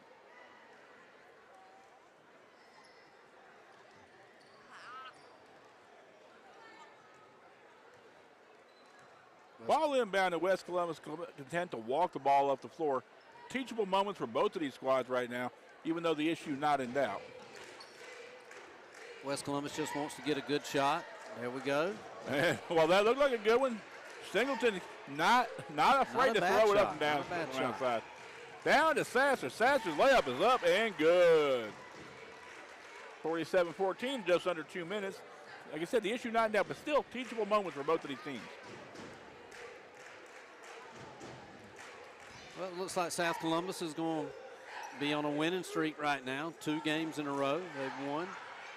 And not exactly sure who they're playing next, but, you know, some positive things that you're seeing from the Stallions. Scott with the steal. Scott with the recovery. Scott with the layup. Fouled on the act and should go in the line. Scott might as well bring us a bag of popcorn up here a little bit later. Exactly. We'll be Scott's press agents apparently today. Brett, 3-day weekend in honor of Martin Luther King. Talk to us a little bit about you as a history teacher, the importance of this upcoming holiday. Well, you know, it's good to have a chance to bring up a lot of your black historians that made a big difference in today's society, and having Dr. Martin Luther King Day on Friday, and being able to talk about it in class and things like that. It's always good. You know, kids actually just like the day off, but we know exactly what it means, Kevin. The importance, Brett, I think, you need to know where you come from if you're going to get where you're going. And I think we don't do ourselves enough of a service in remembering and taking value in our history, both as African Americans and just Americans in general. We need to, value and remember our history. Yeah. And those kind of things are exciting to just go back and just really understand what that struggle was all about. And that's why I've been fortunate in my life that I've been able to teach that and learn about it, and let the kids know the knowledge that I have. And it's been a great career for me teaching social studies. Now they got me teaching financial literacy here at South Columbus, so I teach you about history and how to make a little money, I guess. Honestly, Brett, I don't think they could find anybody else at South Columbus who could teach it better. Because if you know Brett is a fantastic businessman. Sasser's thinking about it, barely picks up her dribble. I thought she walked a couple of times. So did I. Jumper up, no good, rebounded by West Columbus. Just over a minute to go before this one's put to bed. But West Columbus, they've made it a lot more respectable. You only had 1 point at halftime, and then come and score at least 13 here. 14, long 15, range three 16. By number 34, Brea Nobles. Nobles would be good for 50 feet with that shot. So, like I told you, Coach Charles, he wanted to, end on a good note, and actually, things are looking a little bit better for West Columbus. Not necessarily for this game, but, maybe can build on some things that they did here in the last half of the South Columbus game. Rough couple of years, the last couple of years for the South Columbus program, Brett. Nice to see, this program back on a little bit of an uptick, finally seeing some success. West Columbus with just under 20 to go. Long range three up, no good. Rebounded by number 17. Don't have that number. I don't either, Kevin. Long range pass up, no good. Rebounded by West Columbus. And our score at the end of 4 quarters. South with the win, 49-17. Spirited game by West Columbus. Again, I think if you're West Columbus, Brett, you take heart in, this was a 1 point, you had 1 point at halftime. You outscored South probably by about, 15-20 to 16 in the second half. Yeah, some positive things for West Columbus to build on. And, a lot of times when you get up heavy, you lose focus. And, not taking anything away from the South Columbus win, but maybe lost a little focus there in the second half.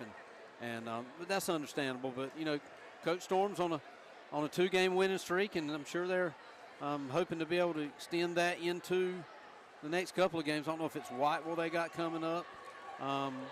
Actually, I know next Friday we are on the campus of East Columbus for South at East. Okay. But I don't know what the Tuesday game is. I'm thinking maybe it's Whiteville. I'm not sure. Don't hold me to that back home. All right, we'll be back here very shortly with the boys' game here on the Columbus County Social Media Network.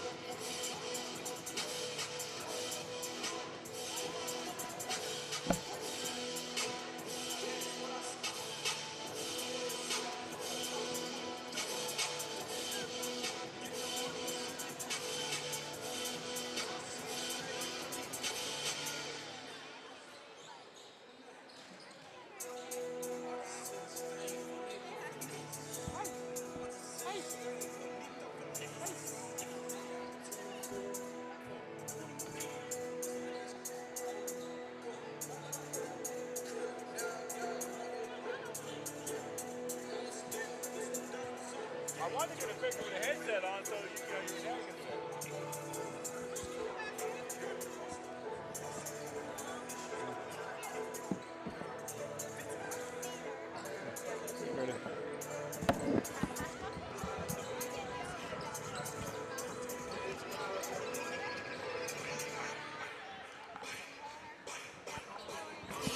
Okay, we are back here in between ball games. I got Sean Burris, middle school teacher over at Williams Township, and jack of all trades, mother of three, married to our own Brett Burris. I mean, you got a lot going on right now. Talk to us a little bit about what's going on at Williams Township. Well, as usual, we're working hard, doing great things. I believe your check-ins are coming in at this point? Yeah, at the end of the month. We just took some diagnostics on a program that is very beneficial to the students called iReady. So we just finished that up, the mid-year iReady diagnostics. Percentages look pretty good, you know. So on behalf of us at CCCA, we really appreciate you letting Brett come out and help us on Friday nights. I know it's a lot extra on you. Yeah.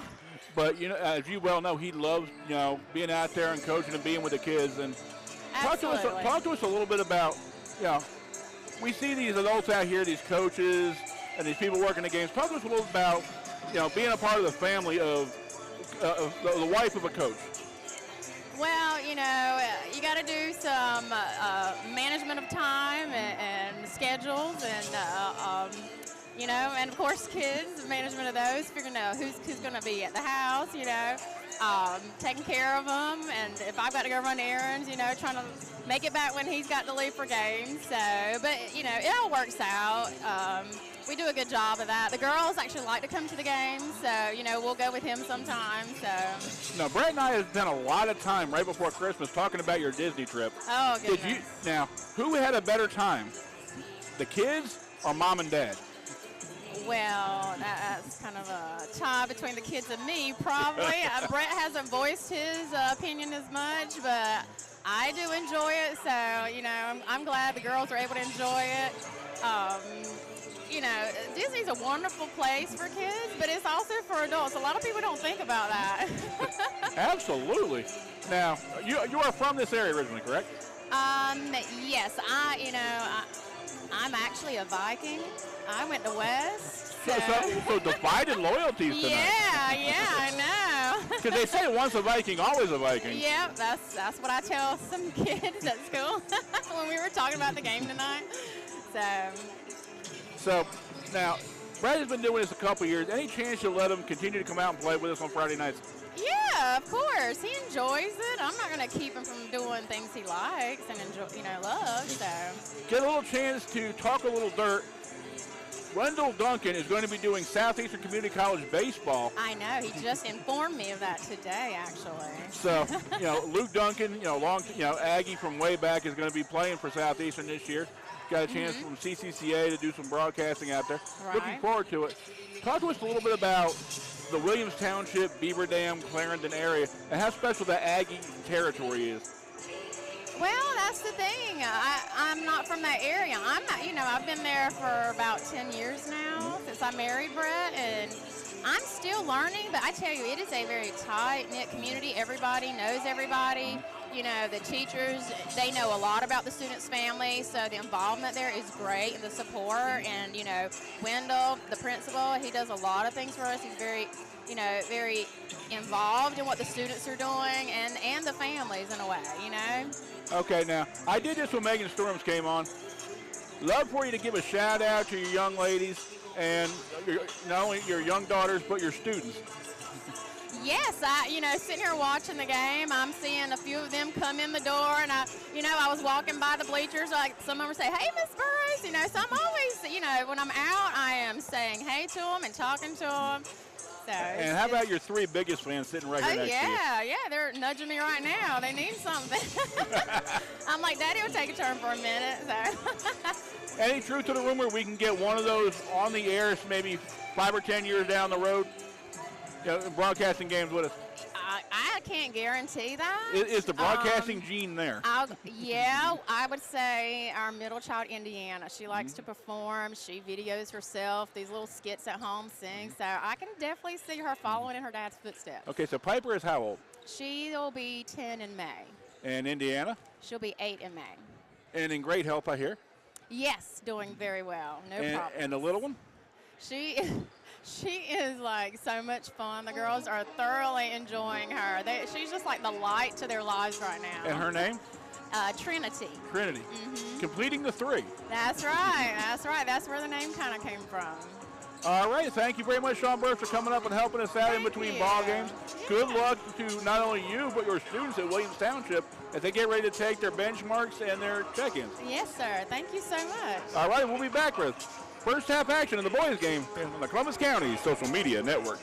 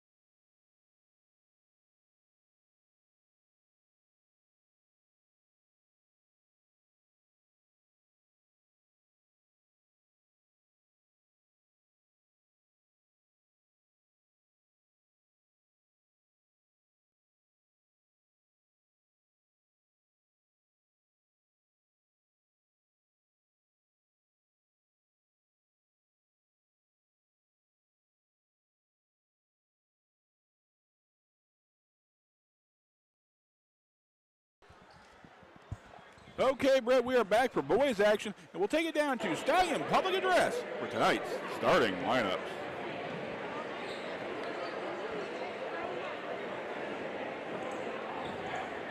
Ladies and gentlemen, we'd like to welcome the South Columbus High School tonight for our men's basketball game between the Division West Columbus Vikings and your own South Columbus Lights are getting Stallions. ready to go off. So Starting out for the Vikings tonight. Starting at guard, junior, number 2, Jalen Bellamy. Starting at guard, junior, number 3, Unique Kelly.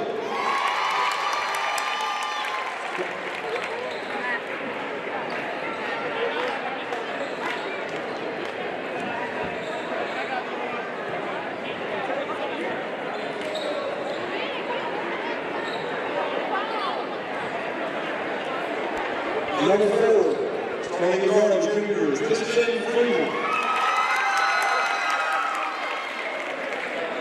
Starting at 4, a senior, Cameron Eden.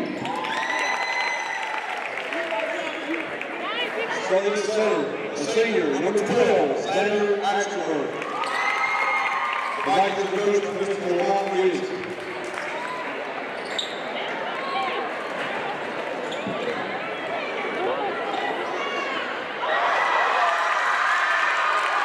To the South Columbus Stallions. Starting in goal, the senior, number 1, Jamal Brown. Starting in goal, the junior, number 2, Rayon Brown. Starting in goal, a sophomore, number 3, Andrew Todd. Starting in center, the junior, number 4, DeMonte Moore. And the junior, starting in forward, number 25, Daquan Cobb. These guys are coached by Mr. Corey Scott. Let's celebrate the game. Okay, Brett, back to boys varsity action, and I have a feeling we're going to have a little more offense here. Both of these teams like to run, conference basketball here. These two teams know each other. They've been playing since they were old enough to spit, to be quite honest. And you got, looks like, number 4, DeMonte Gore, who will be jumping it up against, looks like, Axelberg. I didn't help to think about when these names were being called out.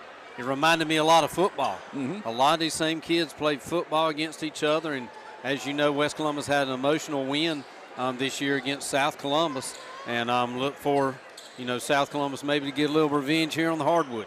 How hard is it, Brett, when you have those big emotional wins on Tuesday to get right back up again on a Friday?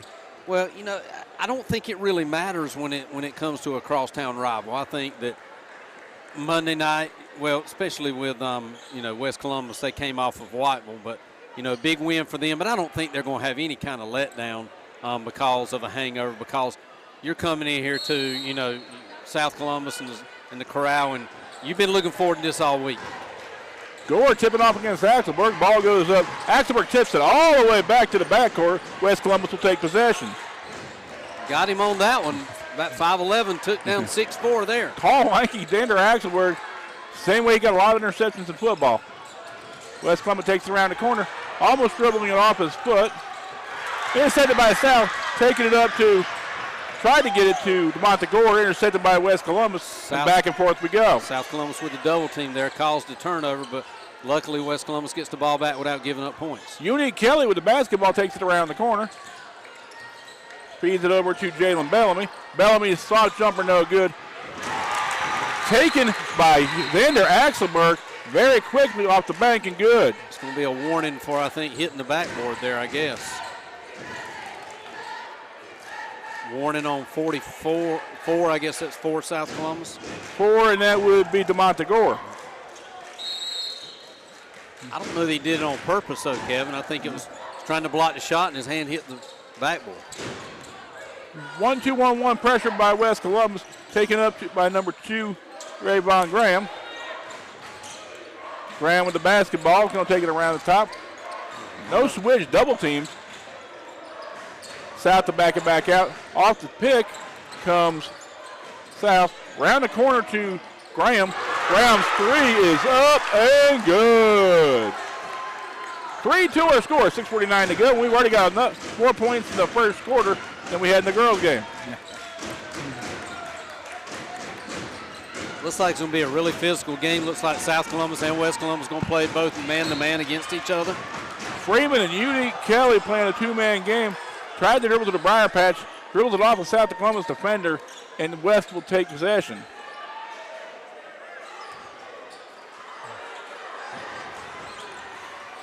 Long range three, up and good. Jalen Bellamy with the tray. Trading three-pointers here to start the game at South Columbus. Tipped up, intercepted by West Columbus.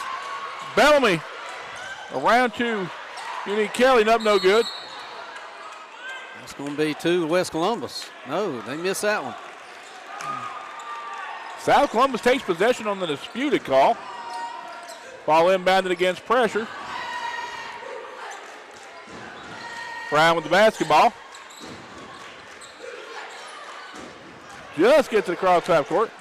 Nice transition play by South for the bucket. And that is Daquan Cox. Skies goes with the ball fake. Driving the lane up, no good. Tip by South. Looks like it's going to go out of bounds over to the Vikings. 5-5 our score, Brett. 5:48 to go here in the first quarter. Already a lot of offense. Actually gave that to South Columbus there, Kevin.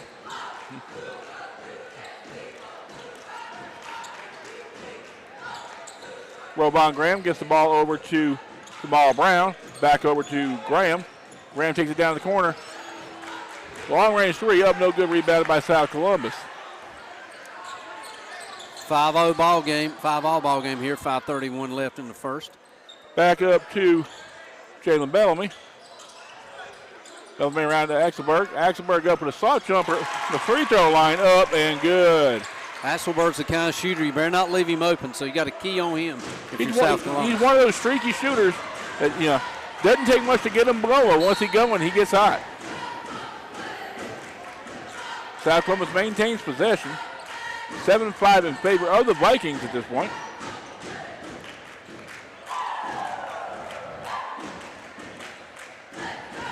Just took it out of bounds twice there. South around to the top to Robon Graham. Graham gets it over to Jamal Brown. Brown and Graham playing a two-man game up to Andrew Todd.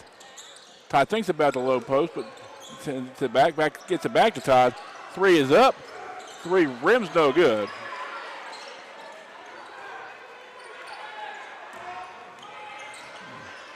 West Columbus in the front court. Brings it back. They're going to rerun the offense. You need Kelly off the pick. Ball over to Jalen Bellamy. Bellamy, fall-away jumper, no good. They go to South Columbus. He was complaining there. He was hit on the arm, Kevin. I thought he did get hit on the arm too, but no call. Letting him play a little bit, and, you got to play the way that the games are officiated, and sometimes you've got to learn that call is not going to be made, so you can be a little more aggressive. Jamal Bellamy bringing the ball up the court, and he's stopping before he gets it across, and he's getting it at double team every time. You cannot pick your dribble up there. You got to look backside, hit that pass, and rotate it to the backside. We talked about this in the girls' game. How do you beat ball pressure? By reversing the basketball and getting it across half court. Right. Yep. Jamal Brown with the basketball.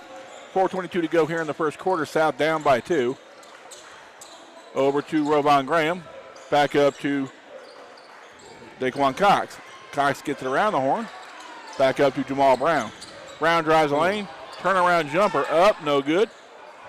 Rebounded by West Columbus. Quickly in transition is Unique Kelly. Kelly falling away, hacked in the act, and let's go to the line for 2. Jamal Brown out of control there for South Columbus. Didn't hit any rim, and West Columbus gets an easy rebound and coming and gets a 2 for the free throws. In a game like this, Brett, how important is it not to get in early foul trouble?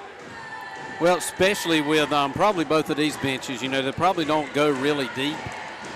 So you want to keep your fresh legs out there as long as possible.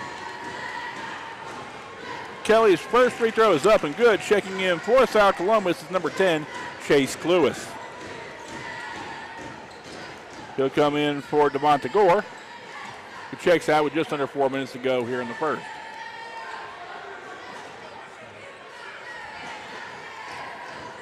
Give a shout out to my wife who's actually home watching this on Google. So second is up and good. So both of our loved ones here tonight, we must have done something right. She's the smart one. She's probably at home just chilling. So officials timeout for some reason. Maybe the court needs wiping down, possibly. I don't know. Or, I don't know. Reset the shot clock, possibly? Could be. I hear that. I think it's next year they're going in with a shot clock. Over around to Andrew Todd. Over to Chase Cluis. Chase Cluis with a jump stop. Cluis' jumper is up and good. Nice move by Chase Cluis. Using his body to get open position. That's something you don't see very often anymore, is a jump stop. 9-7 our score in favor of the Vikings. Vikings on the offense. Long range jumper up, no good by number 4, Tristan Freeman. Sally going back the other direction quickly. Reach called, and that's something that drives coaches crazy, Brett. He's playing defense with his hands instead of his feet there. And he's doing it, halfway across the court. Yeah. Not a foul you want to have here in 3 minutes to go in the first. South with the ball, 3:18 to go here in the first, down by 2. Tries to take the lane. Has to make a turnaround jumper. Fall away, up and good for Rovon Graham. Tough shot, but he got it to fall. 9 up our score, 3 minutes to go here in the first quarter.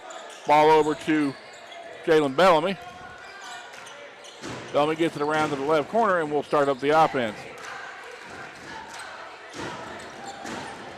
Good ball movement by the Vikings, Brett. As they bring it around the corner. Yeah, they're being patient, just not being able to find the bottom of the basket. It's going to be a walk. Walk call before the jumper. Good defense by South Columbus.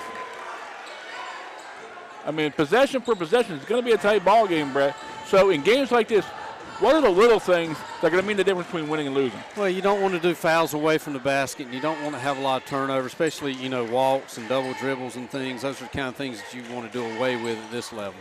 Long range pass to Rovon Graham. Gets hacked, and he's looking for the push-off thing. He threw an elbow out there, but, he's trying to sell it, but the officials aren't buying. It looks like South Columbus right now is the biggest aggressor of the two, taking the ball to the basket. All the way out to Chase Cluis. Cluis throws the ball underneath. Good ball movement by South. In and out we go. Up and good. Graham's hit 2 from that corner. See what kind of changes Coach Williamson will make on that. South pressure, gets the steal. Stripped out of, actually, also stripped. It went off his knee, I think. Stripped went off his knee, okay. 12-9 our score. West Columbus with the basketball, facing 3-2-1 pressure by South Columbus. It's a foul away from the basket that you don't want. South Columbus, how deep can they afford to go in their bench tonight, Brett, against seasoned shooters from this West Columbus Viking team? Well, like I said earlier, I don't think either one of them want to go too deep on their bench. You want to keep their starters out there as long as possible, but you don't want your starters to make fouls 80 feet from the basket. Long range pass, just barely gets it into the front court. Getting mugged, but no call. Jumper up and good. Looks like they're letting them play a little bit, though, Kevin. Again, that's good. Does that get chippier at the end if they continue to let them be aggressive? Ball up to Graham. Graham resets the offense. Over to Andrew Todd. Back to Graham, around the horn to Jamal Brown. Brown thinks about it, hold it, then he pulls the string, no good. Rebounded by South Columbus and Chase Cluis. Cluis underneath against 3, not going to win that battle. Yeah, he brought it down to his hips, and just the West Columbus swarming defense just took it away from him. Yeah, that old Superman drill, never bring it down, amongst the little people. Long range jumper up, no good. Rebounded by Cluis. Cluis outlets the ball, and South Columbus go on the offense with 1 minute to go here in the first quarter. Long range jumper gets away with it. Jumper up, no good off the front rim. Rebounded by West Columbus and Unique Kelly. Kelly's going to push it up the floor. No foul. Call. Wow. A lot of contact and no call. Wow. I'm a little bit upset if I'm Coach Williamson there. That had to be a foul there. Again, there's a different, you don't want to call everything, Brett. Yeah. But when you're taking advantage of it, you got to take that. Because this game is going to continue to get more and more aggressive, and then it's going to get chippy. Yeah. How do you draw the line? I think aggression favors South Columbus. A more aggressive game favors South Columbus. 40 seconds to go here in the first quarter. South up by 1 in an aggressive ball game. South looking for one shot. Almost called for the carry is Brown. Kicks it out to Daquan Cox. Yeah, I'm like, you called the foul on that, and then my man down here gets mugged, and you don't call that?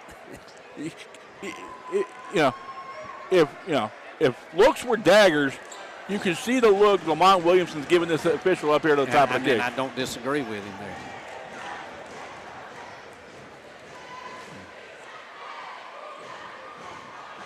First is up and good, 13-11 our score. And Brett, I think, you know this as a coach, if they're going to let them play consistent on both ends. Yeah, calling a touch foul on one end and, mugging on the other, no call. And usually, get a coach out. Usually refs, they call it a little bit tighter to start out with and get a little bit looser as the game goes on. But hold up. 3. How is it 12-12? I don't know. Considering it was 12-11. There we go. Mr. Okay. Marlowe got it correct then. I don't want to bag on a math teacher, but he should be able to count. Yep. So that's another foul away from the basket that you don't want. And that's, as a referee, you gotta call a little bit tighter to start it with. This is a rivalry game, and there's going to be, some heated moments and stuff, and you want to keep it under control. West inbound in the person of Jalen Bellamy. Bellamy over to Tristan Freeman. Back to Bellamy. Kicks it back out. Long range 3 by Unique Kelly up no good. West with 2 rebounds. Still can't get it to fall. South going directly back the other direction. Crazy set of events. Long range 3. Throws the hoop into it. Still doesn't get it. Shot up. No good. And our score at the end of 1. South 14. West 12. Kevin, one thing that I noticed there in the first quarter is that West Columbus seemed to get away from what was working for them. Axelberg was, hitting some shots underneath and moving the ball around, but I didn't see Axelberg touch the basket the last 3 minutes of the game. So if you're Coach Williamson, you got to tell your boys, hey, we got to get everybody involved. Axelberg's got to get back into the rhythm of the offense to be able to come out with a win here tonight.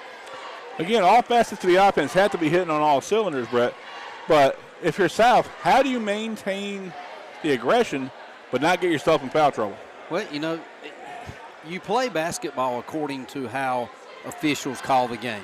Mm-hmm. If they're not calling a lot of fouls, then you're going to be more aggressive. And South Columbus is going to come out more aggressive because they know maybe those calls are not being called. So we'll see a lot of aggression here, I think, in the second quarter. Okay, 15-11, South with a 4-point lead, Brett. If you're Lamont Williamson, what are you telling your boys in the huddle? Just calm down, move the ball around. Let's get everybody involved in the offense. You've probably noticed the last 3 minutes of West Columbus, there really hasn't been any kind of offensive scheme. You've got to get back into your offensive scheme. How hard is it then, if you're a team who likes to run, as West Columbus does, to play in a set pattern offense? Well, you can do that. You can try to score off of your fast break, but if the fast break is stopped, look for your secondary break and then in a regular setup offense. There's 3 progressions you go through. Fast break, secondary break, and then your regular setup offense. Okay, as we start the second quarter, it looks like it'll be South Columbus with the basketball, heading from right to left. West still going from left to right. Nice capacity crowd here in the campus of South Columbus High School at the beginning of a 3-day weekend, Brett. So these gentlemen can leave it all on the floor these next 3 quarters because they got an extra day to rest. I may just come in on Monday and just do a little bit of extra work out here at school. Yeah, right, maybe. I don't think you need to mow your field, Brett, because you got a tennis court. Just trying to get brownie points from the administration. I'm sure Adam Thompson would love to come out and open up for you. They're backing the crowd back. It's almost like at West Columbus, Brett. You got people on the sidelines. Had this exact conversation with Jeremiah Johnson today, talking about, he was watching our game last week about how people were on both end lines. Yeah. And how at East Columbus he really tried to discourage that because it caused a lot of trouble. Oh, I agree. And I've never seen it really here at South Columbus much either. South Columbus with a second chance at the basketball. Number 3, Andrew Todd, with it at the top of the key. Ooh. Stripped away by Jalen Bellamy. Bellamy quickly the other direction, picks it up to Deuce, and it's a 1-point game. South almost has the ball stolen by Xander Axelberg once again. Could be a charge. Charge call going the other direction. You can see it coming from a mile away, Brett. Yeah. Number 2, Rovon Graham set his feet, and he could, he had 4 or 5 steps, and he still ran into him anyway. Yeah. Give it to Rovon Graham. Great job playing defense. A lot of players would rather go up and block the shot. Rovon, a seasoned basketball player, says, I'll just take the charge and get the ball back for us. Those are the little things that go unnoticed, Brett. But in a era of kids wanting to make the highlight reel play, how hard is it to get a kid to take and be willing to take that charge? Well, Rovon plays a lot of basketball off of South Lewis with the 2. And he's learned that by years of playing. South Columbus opening up to a 16-13 lead here. Down to Axelberg, back up to Tristan Freeman. All the way around the horn we go, back up. Uni Kelly from way downtown doesn't get it to fall. Goes out of bounds and over to South Columbus. 6:51 to go in the second quarter. South up by 3. And West, I don't know what their strategy is right now, Brett. They try to pound the ball inside to get called for the charge. Yeah. And if not, they're selling for a long-range jumper. One thing I'm noticing about West Columbus, their spacing offensively is not that great. Axelberg gets the steal, but gets his pocket picked, and we'll go back to West Columbus basketball. When you see basketball players, 5 of them on one side of the court, one side of the free throw line, something's not working there. West Columbus with the basketball. Jalen Bellamy up to the top. Long-range pass does get it to go. Back around to Unique Kelly. Kelly drives the lane. Drives his man underneath. Does not get the jumper to fall. Got a foul here on somebody. Going to be against one South Columbus? Yep. No, it's going to be against West Columbus. Number 4 looks like Tristan Freeman. Yeah, that's a rough call there, too. I mean, Coach Williamson's a little irate on what the call is. Got a question because it does seem kind of, touchy at one end and not on the other. I see it too, Kevin, but I'm just here to break down the game, not the officiating, I guess. A couple of big minutes by Cluis, giving a great minutes off the bench for South Columbus. Bellamy with a great defensive play, has the ball steal, shoots around for a hop, and called on the floor. Turnover by Brown, and then he comes back and commits a foul, and that's one that you don't want in foul trouble. Foul on the floor by South Columbus. It'll give West the ball underneath.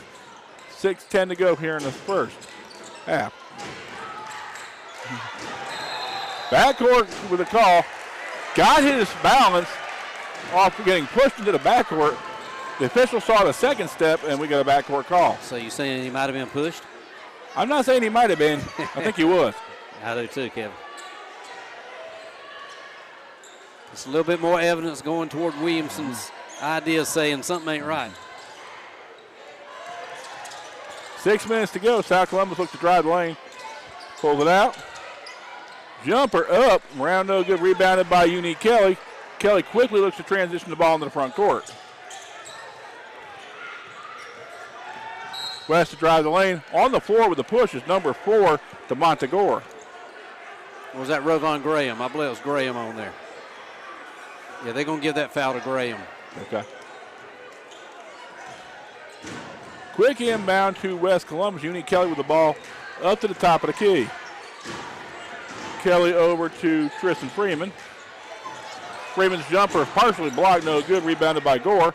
We'll go back to the other direction and Jamal Brown. Brown forces a pass. Lucky to get the ball back is Jamal Brown. Long range jumper. Hits the 3 from the corner pocket. Well, you got to make an adjustment on Rovon Graham from the corner. He's hit 2 from one side and 1 from the other.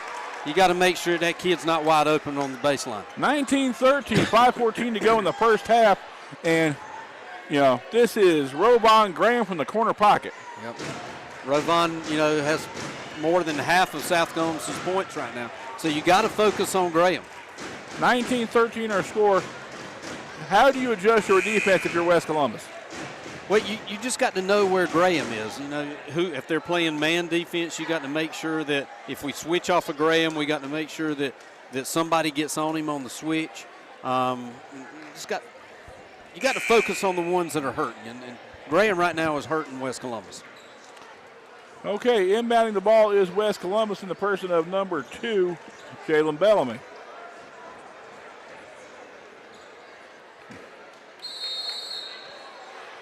Lamont Williamson still pleading his case. Ball inbounded. South wasn't ready. Fouled on the jump. And South Columbus is wondering what the heck just happened. That's... You very rarely see that, Brett. That second horn. Yeah. Talk to us through a process of a timeout and how that second horn gets blown. None of the referees gave him a warning. I mean, you got to say, got to give him a warning. They never did, and West Columbus is going to the line. I consider that cheap, Kevin. If it happens to either team, the officials are not here to watch themselves officiate. Cameron Eady's first free throw's up and good. He hits the second, and we're back to a 3-point game. And that was off of a first time out, Kevin. It's not that you've been doing that all game. 19-15 our score. South Columbus with the ball. Rovon Graham looks it around. Dangerous pass to DeMonte Gore. Down to the corner to Andrew Todd. Back around to Rovon Graham. Graham kicks it back to Jamal Brown. Will reset the offense. Brown kicks it to Graham. Graham's 3 is up and good. I mean, everybody in the gym knows who they're going to. You got to make an adjustment. Stop me if you've heard this before. Rovon Graham for 3. That's his 4th 3 of the first half. I mean, I'm letting my kids know where Graham is. Down to the corner. Dangerous pass stolen by South Columbus. Steps on the out-of-bounds line, and it stays with West Columbus. Rovon Graham with 4 threes in the first half, Brett. And if I'm Lamont Williamson in halftime, I'm saying I don't care if you go out to buy that guy a hot dog, you stick with him. Go with him. That's exactly right. Bellamy, long range 3, up no good. Gets his own rebound. Does not get it to fall. Turnaround jumper, up no good. It looks like he'll travel. Interesting call. It'll be South Columbus basketball up by 7, 4:15 to go here in the first half.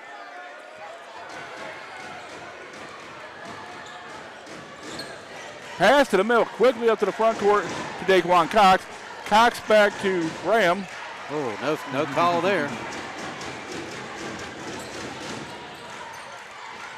Bellamy's follow-away jumper up, no good. One and done as South gets another rebound. All the way up to Andrew Todd. Top of the basketball, drives the lane, throws up a hook, and it falls.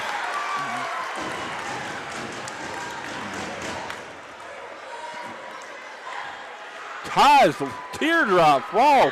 Hacked in the act. He'll go to the line to complete the 3-point play, Brett, and all of a sudden it's a 9-point lead for South Columbus. You have Ron Graham to hit 2 threes back-to-back, and then the pressure defense by South Columbus, causing a turnover and being able to score off the fast break has led us to this 9-point lead. How dangerous is it now that Graham's on a hot streak, so you've got to, isolate on him, but that leaves somebody open. Well, and you got to stop him, and then if you're West Columbus, you got to make somebody else step up. Unique Kelly with the basketball. Driving the lane, gets pushed, no call, and we got a walk.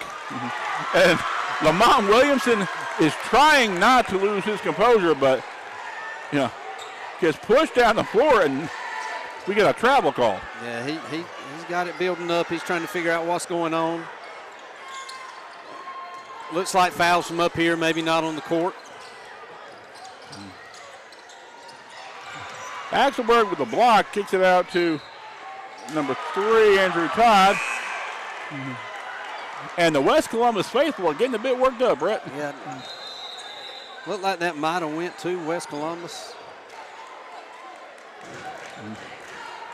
24-15, South up by 9, and concern abounds. Did South Columbus call that timeout? I believe South Columbus did. Why are you calling a timeout when you got the momentum running your way? Ours is not the reason why, my friend. There's a reason they get paid to coach and we get paid to announce. Coach Williamson probably says, thank you, Coach, and we needed that timeout. Get a chance to catch some air, I guess. 3:22 to go here in the first half, Brett. South up by 9. And the game is being creatively officiated. And how do you adapt to how it's being called to the betterment of your team? Well, it's like we said, even before this second quarter started, see how the officials are calling. They're letting them play. South Columbus is, as you can tell, is the more aggressive team, and it's working out to their advantage. Just something's got to happen for West Columbus to try to calm it down a little bit and get back into a regular rhythm basketball game. If you're West Columbus, how do you accomplish that very thing? Cut back on turnovers. Take your time on the offensive end. Run 20, 30 seconds off the clock, instead of just shooting it when you get the ball. 3:20 to go. Ball inbounded to Jamal Brown. Brown with it at the top of the key. Kicks it around to Daquan Cox. Back over to Robon Graham. Graham thinks about it. Kicks it over to Daquan Cox and around to Andrew Todd. Todd's going to reset the offense. Robon Graham rounds the corner, thinks about it. Throws up an off-balance shot, and of course it falls. There you go, Robon Graham having a night here. Graham with 14 points in the first half, and they had to call that one. Yeah. I think it's going to be number 2 on Daquan Cox. Daquan Cox with a foul. South up by 11. And Robon Graham with 14 in the first half, Brett. And at the end of this 2:49, Lamont Williams has got to figure out a way to isolate and eliminate the threat that is Robon Graham. Yep. What are we doing now? 1-1?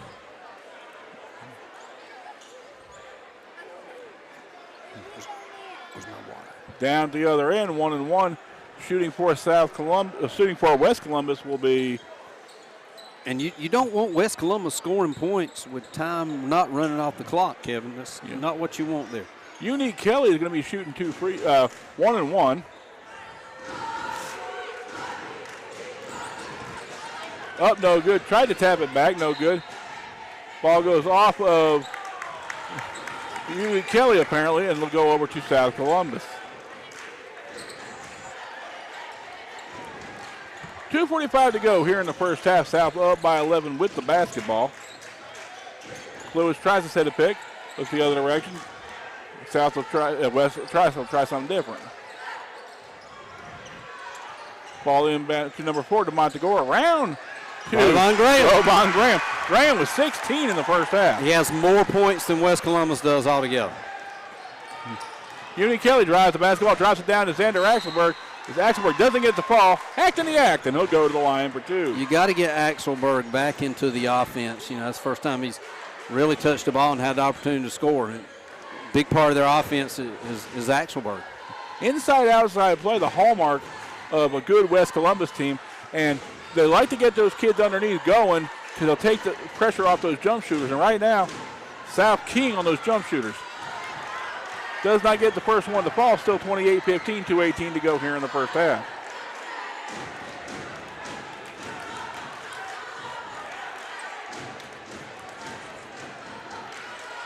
Axelberg's second, does not fall. Rebounded by South. Quickly in transition, up the floor to DeMonte Gore. Gore lucky to get a handle back on the ball. Around the corner. Lewis thinks about it, pulls it back. Axelberg with the block. Drops it off underneath to Lewis. Tap to the backboard, no call. Stepped out of bounds. Stepped out of bounds, and it will be South Columbus. I think if that was going to be called a West Columbus foul, I think we were going to have issues, Brett.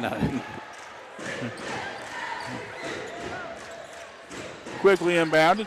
Loses the handle, gets it back. Somehow finds a way to get it in. DeMonte Gore. Somehow Gore figures his way in and out of the briar patch for the bucket. Scrum on the floor. Timeout called by South Columbus, 30 seconds. How do you call timeout and nobody had possession? I guess just saying the player on the floor had the possession. Okay, all right. Didn't look like anybody had any possession when that timeout was called, but again, creative efficiency. maybe Coach Williamson should call timeout and say, hey, who had possession? 1:46 to go, 30-15. Brett, you've been to 105,000 high school basketball games. How hard is it if you're a West Columbus player to maintain composure and figure out a way to get, chop into this league? Well, a lot of things are not going your way. Officiating you think's not going your way. South Columbus is, they're playing a really good basketball game. Your shots are not falling. You're missing your free throws. You just got to sit right here and say, we need to calm down a little bit and get back into our rhythm. South Columbus, the inbound on the far sideline. Ball into DeMonte Gore. Kicked it over to Rovon Graham. Drops it off to DeMonte Gore. Loses the handle. Out of bounds from off of the hands of Unique Kelly, and it'll be South Columbus basketball. But, if you look at what you need to do defensively, West Columbus, you got to stop number 2. You got to stop Rovon Graham and make somebody else step up. Nobody else has really stepped up. Go over to basketball. And I think Jamal Brown is scoreless. You got to make him step up, got to make him shoot it. Long range 3. Around the rim, no good. DeMonte Gore climbs the back, and we'll go the other direction. I was wondering if they were going to call that, Kip. Yeah. He's tall, but he ain't that tall.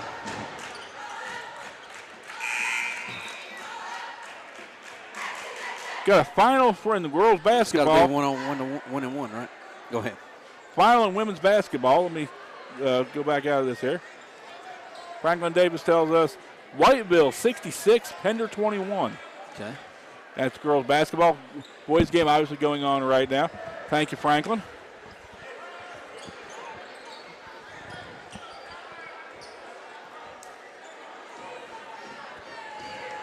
Once again, clock stop, Brett, and an opportunity for West to climb back into this ball game, but they've got to make their free throws. Yeah, Axelberg back to the free throw line, 0 for 3, and I'm sure he's not happy about that.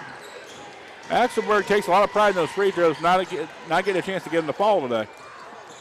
Brown drives the lane, tries to tip it. Looks like it's going to be West Columbus basketball. Brown, to me, just looks out of control. I mean, he's got to calm down. If he's going to be their guard, he's got to calm down and, make good plays. Graham was 16 and a mix of one or two others with the other points for South. The question is, Brett, who's going to be the second scorer for South if you want to win this game? And if you're West Columbus, how are you going to manufacture points? Well, if you're Coach Williamson, you've got to find out who South Columbus is going to step up, because you've got to stop Rovon Graham. You got to talk about that at halftime. Jamal Brown tries to go up the clip by Lewis, doesn't use it. Just under 40 to go here in the first half. Lewis trapped underneath, nowhere to go. Throws up an off-balance shot and good. Sometimes it's better to be lucky than good. South up by 17, 32-15. Everything going South Columbus's way. Ooh. Let's see, that would be Kai Brownlee with the foul. I believe that might be double bonus. Yeah. It's got to be, Kevin. My daughter trying to give me M&Ms over here. That's important. When the young ladies try to take care of you, but you always make sure you take that with open hands. Get a little warm up here in the top of the gym, though. Oh, yeah. Well, of course, that might be because we're both full of hot air. Yeah. West Columbus right here, big stat is free throws for West Columbus. Went to the line many times and, made one there, but, hadn't came up with the percentages that you want. Unique Kelly's first ball 26.5 to go, down by 16. Another Second one missed does not free fall, throw. rebounded by number 12, Kai Brownlee. Off a hand of a South Columbus player, it'll go over to West Columbus on the baseline with 23.3 to go.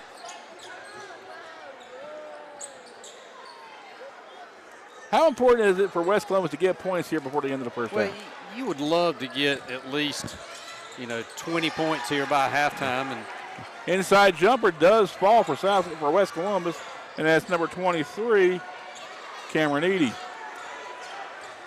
10 seconds to go. South looking for the last shot. Brown drives the lane, throws up and off for Prayer. Gets the foul, and with 3.6 to go, he'll go to the line to shoot 2. West Columbus bailed him out there. Again, he was out of control and just, got the foul and being bailed out. Jamal Brown shooting 2 for South Columbus.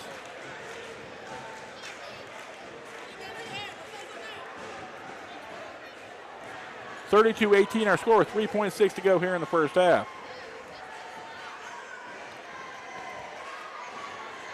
Hits the first, makes it 33-18.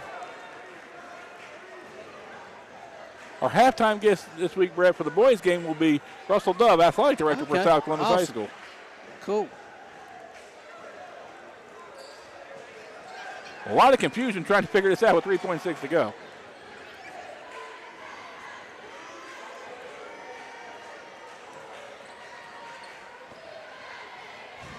Free throws Second, falling okay. for South Columbus, just not falling for West Columbus. Sometimes it's one of those days where everything starts to fall for you. Long range three. Banks it just off the rim, no good. And our score at halftime of the boys game. South 34, West 18. We're back with our halftime guest, Mr. Russell Dove, and we'll be back also with second half action on the Columbus County Social Media Networks.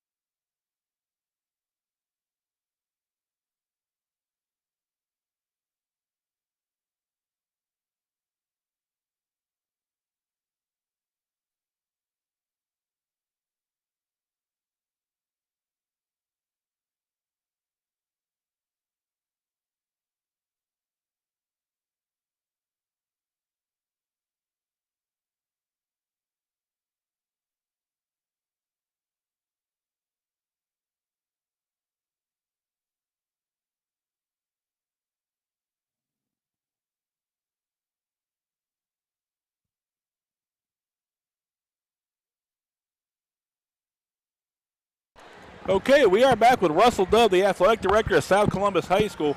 Russell Dove, I had a chance to work with during baseball season as he and I helped do the press box for the South Columbus games. Russell Dove, the football coach also of the South Columbus Stallions. A lot to talk about this time of the year, Coach. You got spring sports almost getting ready to kick off. You have basketball in the heat of their season. And obviously, you being the athletic and the head football coach, the football program here never takes a break. No, we never take a break. we definitely got some work to do and stuff like that, but that's okay.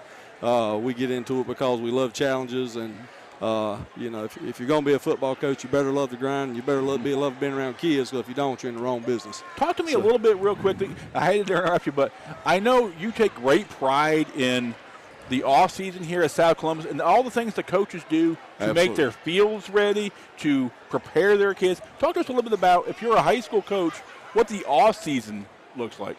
Yeah, as far as the off season, as far as football goes, correct? Yeah. Yeah, for us, I mean, as soon as we get the season over, you know, we start, you know, we check for injuries and stuff like that, anything we need to do with the kids to get them healthy, you know, because they play other sports.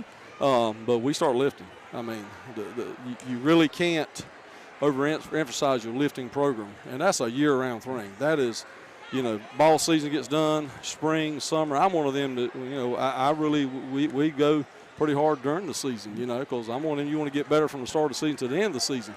Had a lot of young kids this year, holy cow, a lot of injuries. But that being said, we do that, you know, we got spring ball we do out there. We work with running backs, we work with our linemen.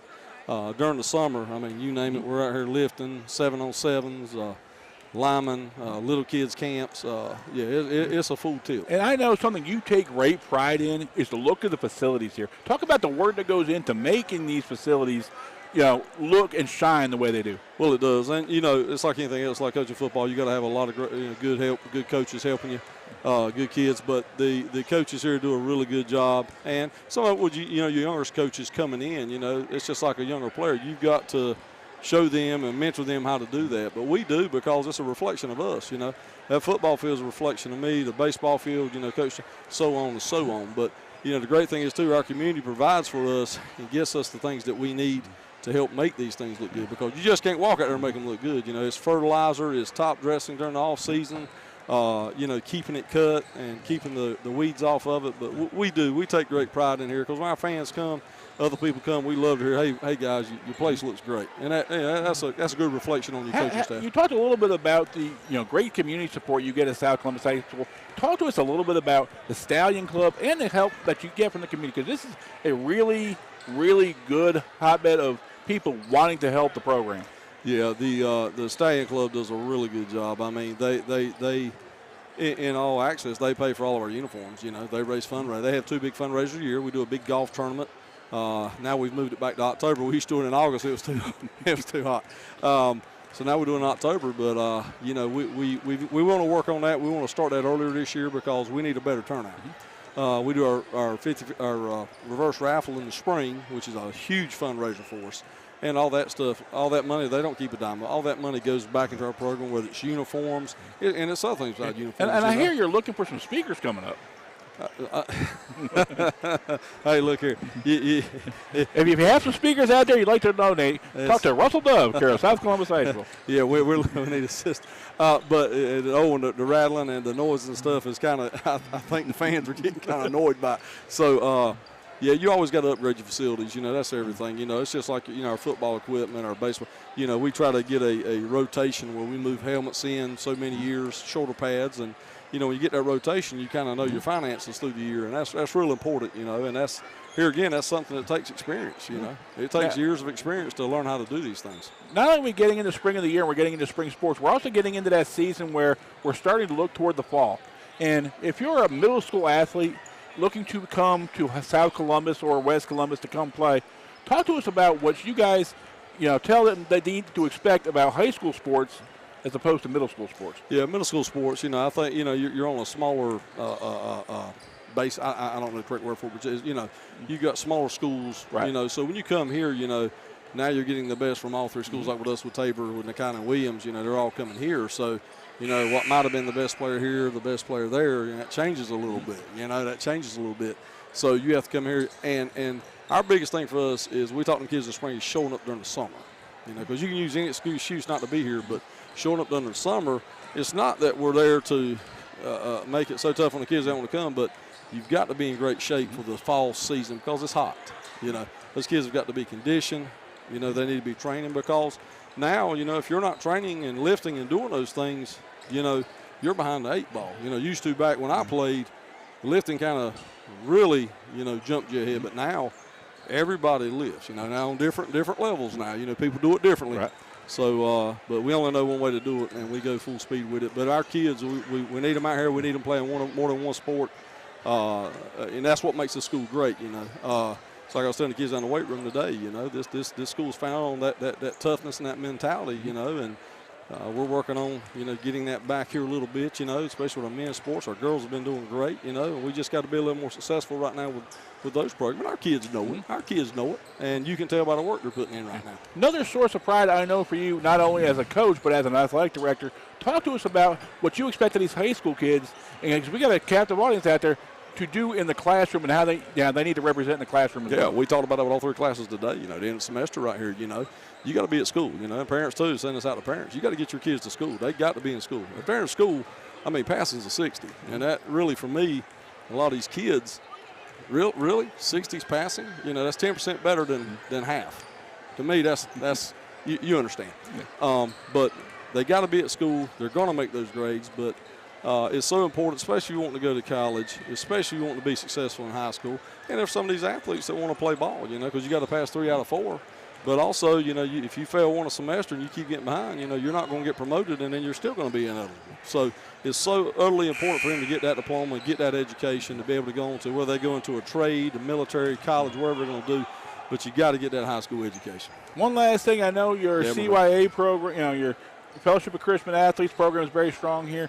I know Coach Lamont Williamson has the same program with his folks over at West Columbus. Sure. Talk to us about the importance of, you know, not only sports building character, but sports revealing character for a young high school athlete. Yeah, spirituality, and I always say this, I learn more from the kids than they probably learn from me, because kids are always honest and they always see things sometimes for what they are.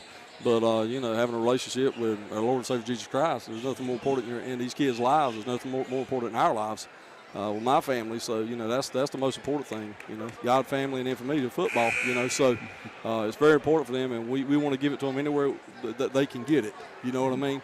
If it's me having a conversation with them one-on-one, or, you know, praying before a ball game, or, you know, we've had some loss. You know, Coach Warren's father just passed away. So, you know, it's really important to have a great relationship with Christ and having a good spiritual foundation in your life. All righty, Russell Dove, thanks for stopping by. Appreciate you. Back to second half action. Let's get back right to away. It. Thank you, buddy. Thank you, man. I appreciate it. Yes, sir. Second half action underway. West Columbus with the basketball all the way around to Jalen Bellamy. Kicks it back up to Unique Kelly. Actually, that'd be Tristan Freeman. Freeman back over to Jalen Bellamy. Bellamy goes around the back, pops it over to Unique Kelly. Jumper up, no good. Out of bounds over to South Columbus. We're going to see what kind of defensive changes they made here at halftime, Kevin, on how they're going to stop Rovon Graham. Graham, you know, 2 points short of the offensive output for West Columbus. Foul called. Jamal Brown driving the middle, gets fouled, 2 shots. That's where most of Brown's activities came from, was the free throw line tonight. It just seems like he's around the basketball. And if you're Jamal Brown, I think Brown kind of needs to start thinking some of these to get his game going. Well, you know, I think if they start focusing on Graham a little bit, it's going to open some stuff up for Jamal Brown here in the second half. Brown's first up, no good, still 34-18. Shout out to some of our folks watching at home. We appreciate you stopping by, giving us some great information. Brown's second up and good. Our score is 35-18. Just a bit too far. It'll go over to South Columbus. Well, if you're West Columbus trying to crawl your way back in this game, you cannot afford turnovers like that. I think that's the second turnover of the second half for these Vikings. Unforced errors will kill you, especially when you're down by 17. Brown with the basketball on the top of the court. Runs it off the pick, barely gets his hand back. Called for the walk, and it'll be over to West Columbus. Smile on his face says, yeah, I know, but I thought I might have got away with it. South Columbus with 3-1-2 pressure. Wait a minute. 3-1-2. 3-1-2. Heck yeah, baby. They got 6 kids on the floor. Bump, no call. South Columbus takes it back the other direction. Daquan Cox bringing it up the sideline, back out Jamal Brown. Brown with the basketball. Tries the backdoor to pass, intercepted by Unique Kelly. We'll go back the other direction. Had him early, but got him a little late. Thought was there, but the execution just missed. Unique Kelly drives the lane. Did she do? And he gets the fall. And if you're West Columbus, you can't get all these points back at one time. You got to, over a quarter and a half, try to go on some kind of run. Put back, no good. Daquan Cox with the basketball, no good. Finally corralled by Xander Axelberg. He'll pull it back, get it over to Tristan Freeman, and he'll start the offense. Freeman thinks about it, pulls it back. Let's see if West Columbus can go on a little bit of run here, try to chaw into some of this lead. Almost intercepted. Bellamy hacked in the act to go to the line for two. Seems like West Columbus is coming out to be a little bit more aggressive than they were in the first half. 35-20, 6:11 to go here in the third.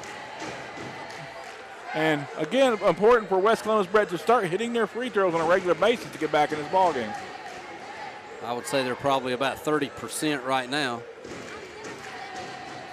First is up, and front and back rim's no good. And that percentage just drops to below 30 probably. Lewis checks in for number 4, Tristan Freeman. Sorry, my bad. He checks in for number 4, DeMonte Gore. South up by 15. West Columbus at the free throw line. Second one out, no good. And once again, West not meeting the opportunity to cut into this lead.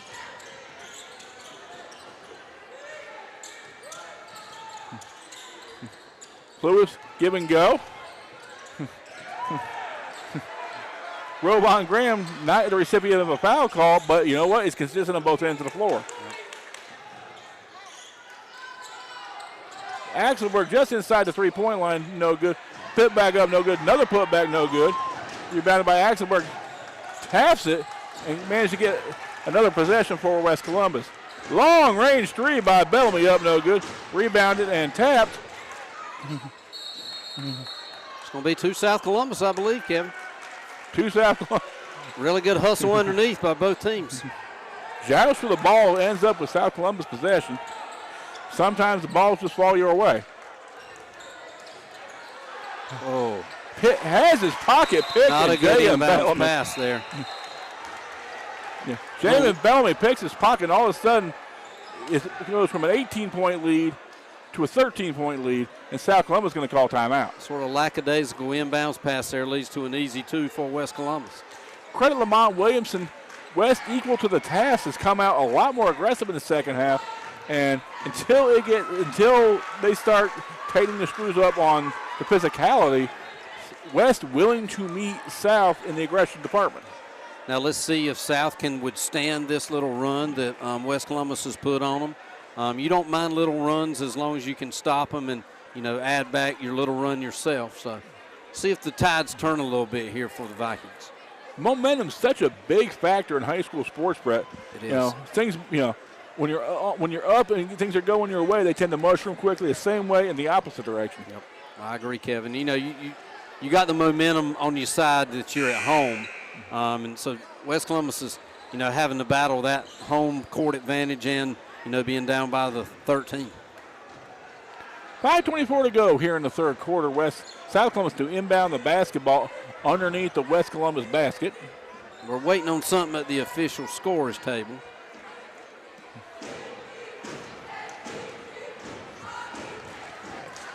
Down at that South Columbus scorers table is Everline Davis, Brett. You know her very well. Talk to us a little bit about Ms. Davis. Ms. Davis has been here ever since I've been here. I've been here about 28 years. She was a longtime scorekeeper at Tabor City. She actually kept score when I played for Williams Township.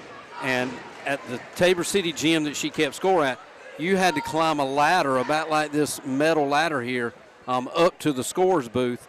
And every night she had to climb that ladder going up there. And to get into the game, we would have to ring like a doorbell-looking thing to let them know that we were down there ready to get into the game. And I knew her from, when I was playing basketball back when I was 15, 16, 17. She's just been a staple of South Columbus basketball forever. if you come to South Columbus, Fieldhouse, South Columbus Gym here, the scorers table is named after her. Yeah, it is. It is.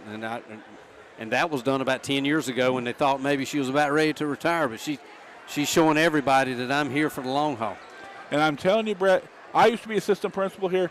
You've been here a long time. And you can attest to this. She will outwork anybody half her age. Oh, I agree 100%. I mean, there are nights where she was the last one out the building. Yep. The officials writing in the book. I think this is – I've been told there might be an issue with the score. There was a point that was questionable at the end of the first quarter. I had it at a different score, and so did some of our viewers, and they questioned it. And I think this is what's caught up to the game right now. Okay. Would it been a score in the favor of West Columbus or in the favor of South Columbus? The question, I believe, is it should have been 15-11 at the end of the first, and it should now be 35-18, and we're missing a few points for West Columbus, I think. Okay. Now correct score is 35-23, 13-point game. South with the inbound. Stolen by Unique Kelly. Kelly does not get the ball. West with a rebound. Stolen by South. Quickly back with numbers. Throws it up and does get the call.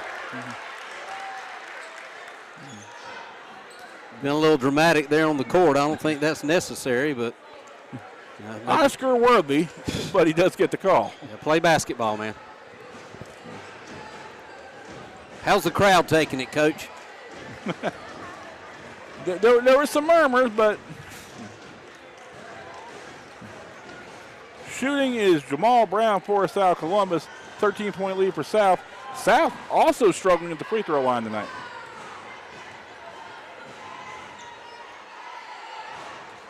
First is up and good, 36-23. I think all Jamal Brown's points have been from the charity strike.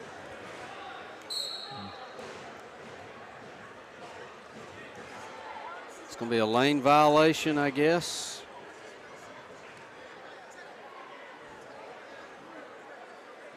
Technical foul on who? Number 3, Unique Kelly.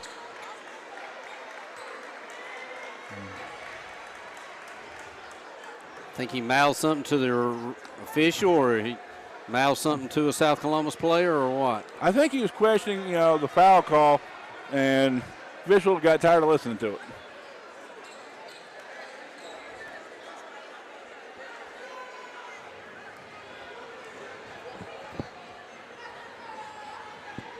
Again, you can argue calls that for or against either team, but at some point, as a high school kid, even though it's hard, maintaining composure still has to be done. I think Jamal Brown probably has right at 10 points, and all of them from the free throw line. And now he gets his other free throw. I guess you can go home and say, hey, I was killing it from the field. Yeah.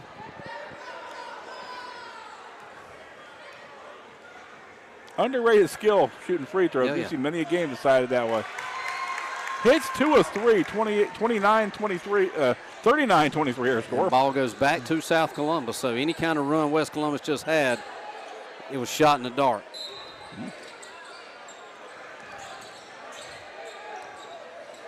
South Columbus with the basketball. Number 10, Randall Dudney in the ball game. Graham again. Graham for 3. His 5th of the ball game.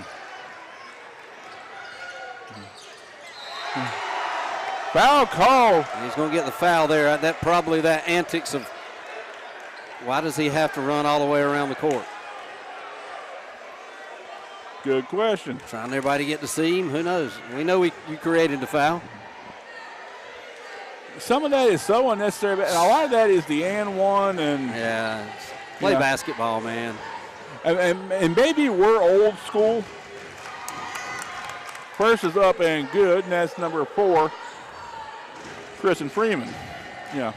Maybe we're old school, but play the game like you've been there. Yeah, I agree. 18-point lead for South. Misses the second, rebounded by Dudney. Long range goal, driving the lane. Brown's up, no good. Rebounded by West Columbus.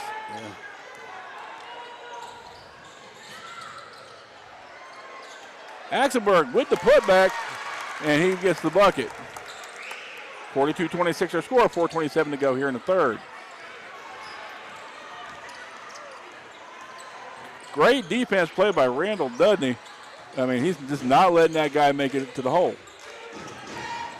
Lewis gets the ball up to Graham. Graham throws it up, no good.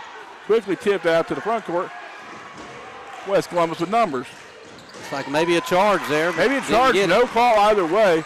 Looks like it was either a charge or a foul, but not called. 5-second violation. West Columbus basketball. 14-point and big possession, I think, for West Columbus to really chop into this lead by South. Yeah. The momentum was definitely South Columbus's way with the technical foul and getting the ball back, but now West Columbus has jawed back into it. Axelberg gets it around to Dudney. Dudney's shot blocked, gets his own rebound.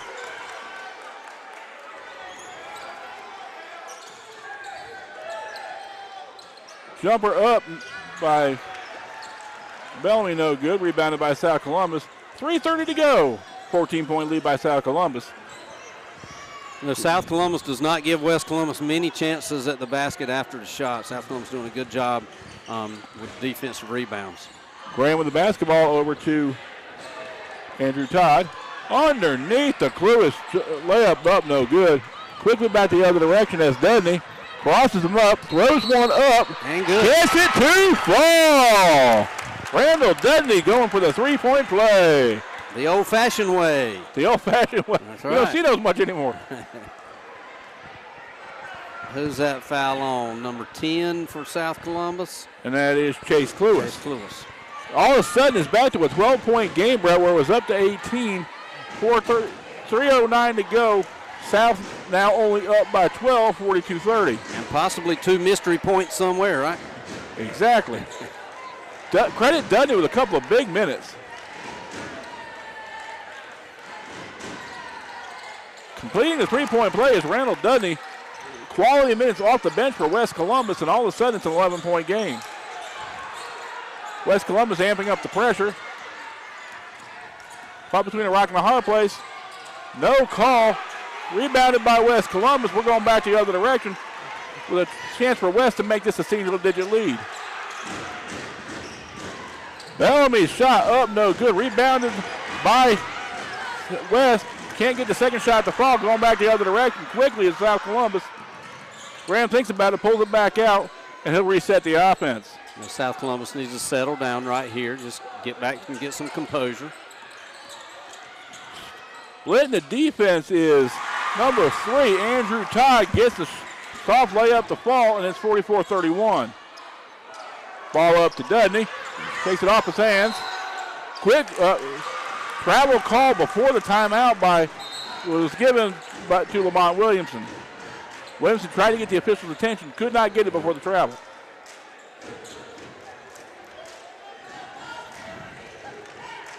So South Columbus looks like they sustained that run there. Another official's timeout. There we go.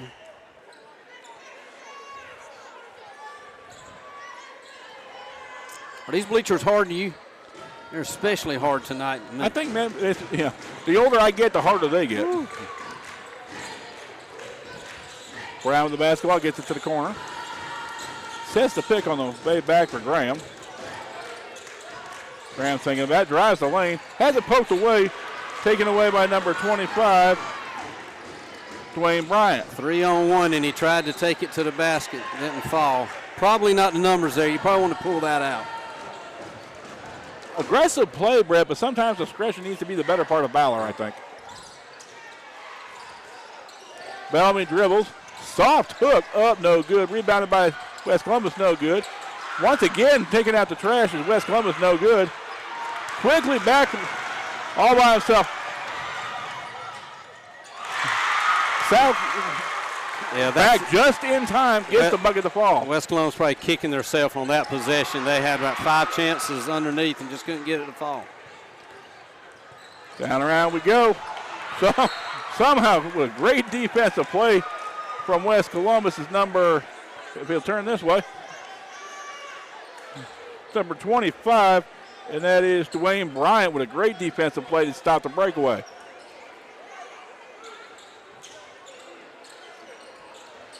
Long. That's over. Ooh. You are allowed to do that. Okay. Because all three didn't go across, right? That is correct. You are where you are till you get there. Oh, my goodness. No foul call for Bryant. Yeah. And what that call was, Brett, you have to have all three established before you can have that. There is no, backcourt established at that point. Right. And I think that's what Lamont Williamson is asking. He came down with one in the front court, one in the back court, so neither was established at that point. Right.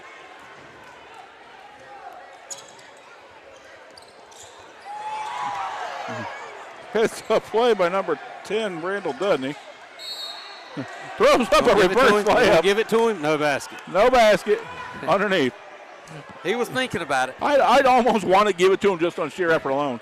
I'm really impressed with Dudney's game coming off the bench, really giving quality minutes to Lamont Williams. He's giving a spark to this West Columbus squad here in this second half. So I think every team needs those hustle players, Brett. That kid's going to come off and give you quality hustle minutes and, add to your team instead of just be on the floor. There's a difference between minutes and quality minutes.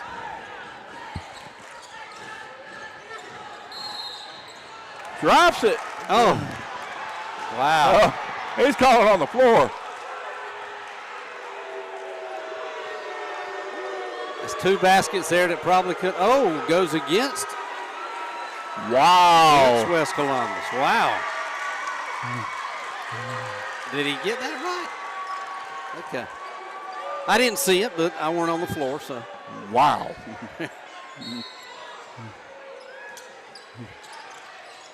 Brett, I've known this a long time. You need to explain that one to me. Because I don't get that one. He's got to show a little drama on the sideline.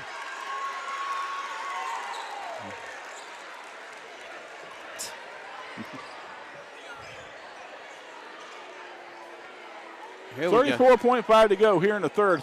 South up by 15. And all kinds of interesting things are happening.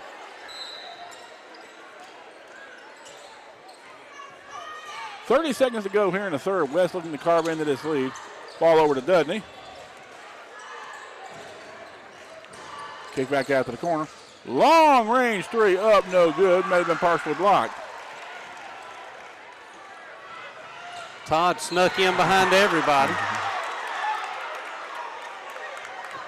But you know what? Heads up to that young man. He's trying to help him up. And it's not like he's standing over top of him, doing anything. He's, that's just a quality play by the young man. Says, hey, I'm sorry about it. And, it wasn't aggressive, I think sometimes our basketball players in the league act like soccer players. That you ever seen soccer where you get knocked down and it's like the world's coming to an end, and then you pop back up? So the next time we get a shot, we should go! I mean, if it hurt that bad, how can you actually shoot a free throw after this? I guess up, no good. I guess they get it from TV, Kevin. He might live.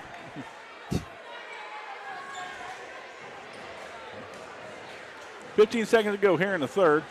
Second of two free throws for number 3, Andrew Todd. A big difference in this game too, Kevin, is at the free throw line. South Columbus is definitely way above, what West Columbus has got on the line.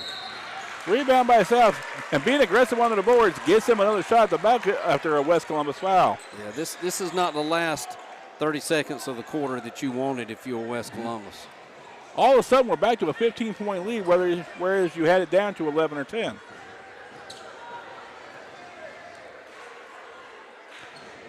Daquan Cox to shoot the two. Cox's first is up and good, 47-31. Actually, Cox only joined the team probably about 3 games ago, Kevin. A new face.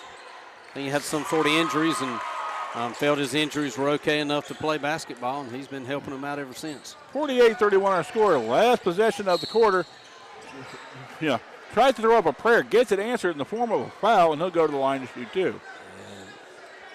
Foul on number 11, Cole might Edge. not be a bad idea because, you know, they knew how West Columbus has been struggling from the line and, you know, don't want to give up an easy layup. Cole Edge with the foul, and we have number, it's like number 11 or 15? Looks like 11 to me on the line. 11 on the line for West Columbus. A roster would be great right now, Kevin. It would, but right now we're trying to do this off our phone, so we'll be right with you, folks. Number 11 is Tristan Tubbs. Gets one to fall, and clock runs. Now we're down to 3 seconds, and we're going still with South Columbus. All right, let's see what kind of play you got here, Coach Sykes. 3 seconds left on the sideline. Great opportunity to score. Not a whole lot, and see if we got a set-up play here that South Columbus can score off of.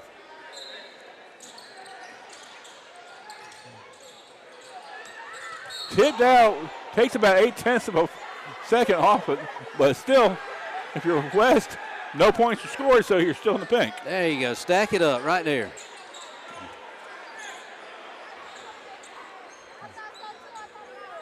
Going to make sure he has a plane to get in.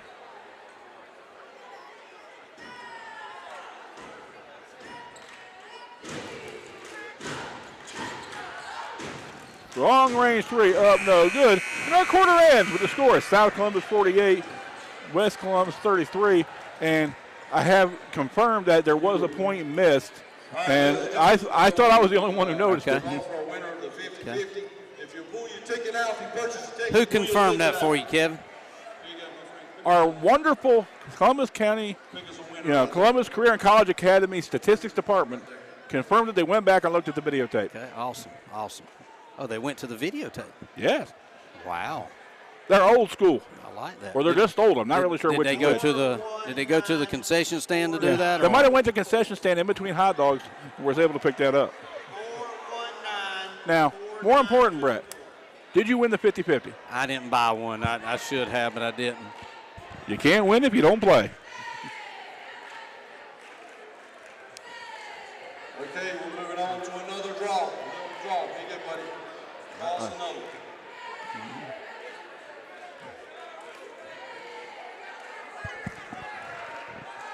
Coach Dub. Oh, we got it. Coach, hold up, Coach. Hold on. Hold up. 1-9. Oh. There, you got to give her time. We got a winner. The total collection tonight was $350, and wow. she won $175. And she'll be out front buying everyone hot dogs here after the game. Awesome. See what happens when it's hard to get out of these bleachers? I know. I'd be. Hey, that's my money. All right, Kevin. Last quarter here.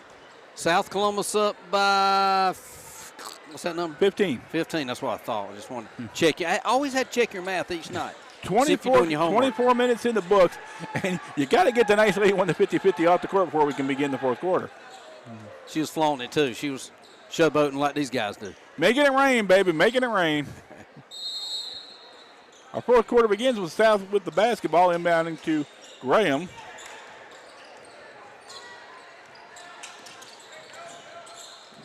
Graham's going to look around, see what he's got. Kicks it back to Andrew Todd. Sorry, to Montagore. Soft jumper by Graham does not fall. Rebounded by West Columbus. Long range outlet. Takes the corner. Switches his fingers. We got on the floor. DeMontagore with the foul there. DeMontagore fouled on the floor. Sorry, but I couldn't waste that line. Good one. Woo. I'm bringing me a I think Red Knight's going to start needing to stand up to do these things. Woo.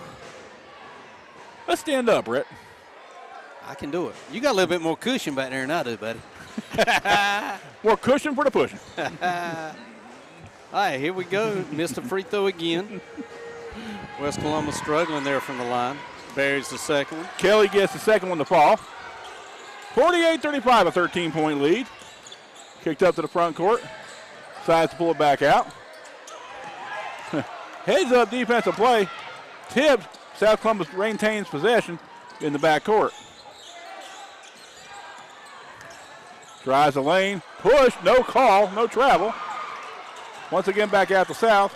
It's right around the corner. I think he thought he was fouled and he quit. So got to be 3 seconds there, don't you think, Kevin? Yeah. Gore, the benefit of a non-3 second call, gets the jumper, and it's 35-50. You don't see that call called a lot, though, Kevin. Not near as much as it should be. Bellamy, soft layup up, no good. Tapped out by South Columbus. It'll maintain West Columbus possession. 6:45 to go here in the fourth quarter.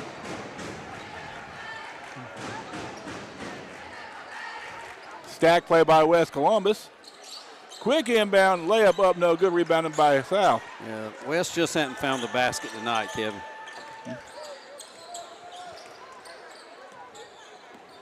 Todd gets it back up to the top of the key.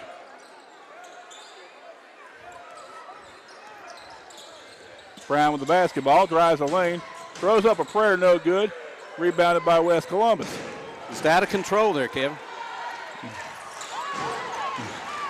Back and forth we go. Where we land, nobody knows, but unfortunately, nobody's put the ball in the hoop. Daquan Cox gets fouled. You know, I think if Bryant would have fallen back there, he probably would have drawn the charge. Probably. But he just said, Yep. 6:11 to go. South up by 15.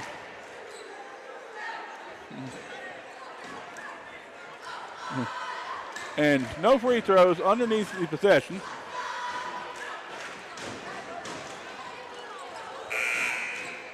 Is that 1-and-1? Oh, got to check the book again.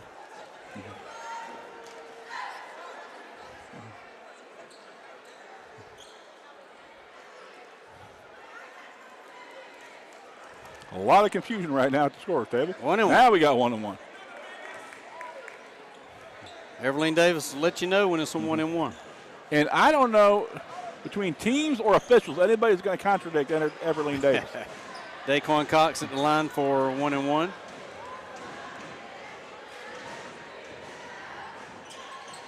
First off, no good. Rebounded by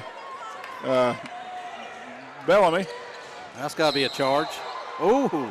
Block called. And Looked like a charge, but that's okay. Rovon Graham doing a good job of setting his feet.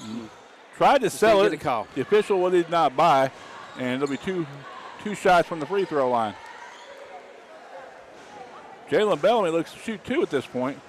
Try to cut into the South Columbus lead. 6:06 to go here in the fourth.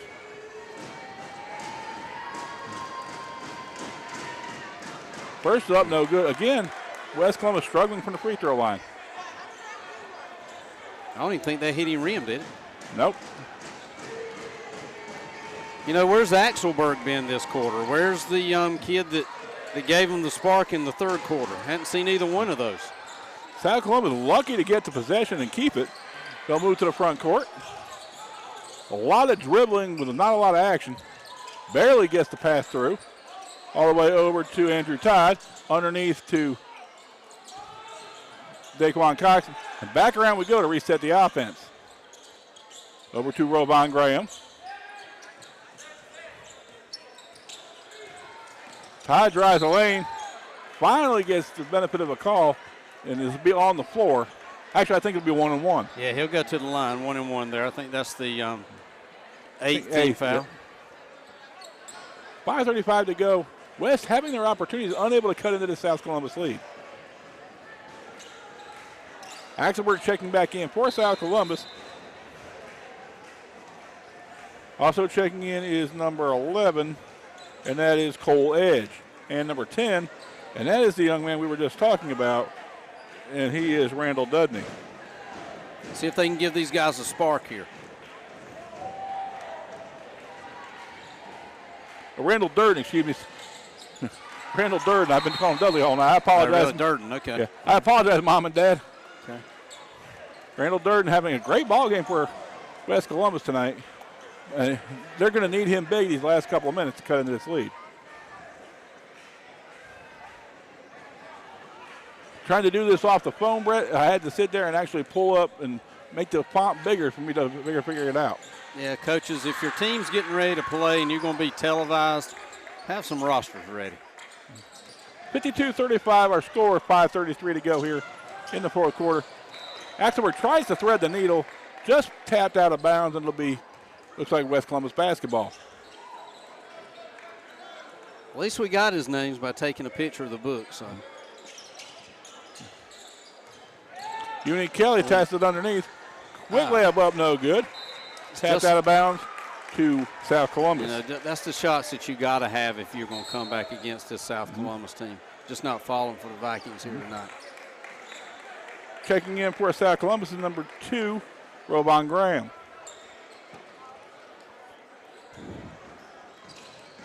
Graham with the basketball.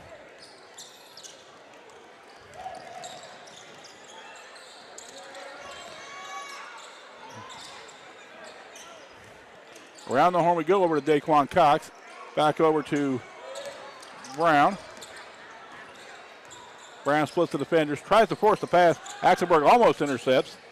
Wow. How many steps does he get? Be a walk. Yeah.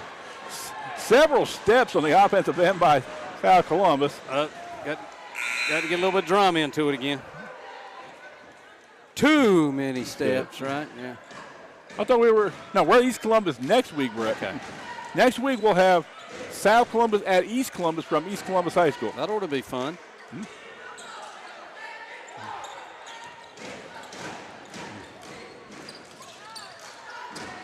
Durden drops it off. Great assist to number 11, and that is Tristan Tubbs. Great outlet by South Columbus. Almost gets it to fall, and he's fouled by Tristan Tubbs. Axelberg. Fouled by Axelberg. And that going to the line for South Columbus is number 11, Cole Edge. 4:39 to go. South up by 15. Edge looks to push the lead.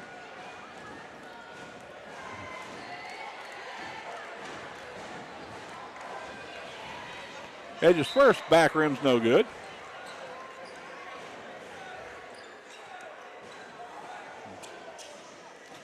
The bigger issue in doubt tonight, Brett, is have they drawn the power ball yet? Is that tonight? It is, and we've gone in as a faculty at our school. Okay, cool. Lane violation, no good. We'll go back the other direction. What's the Powerball up to?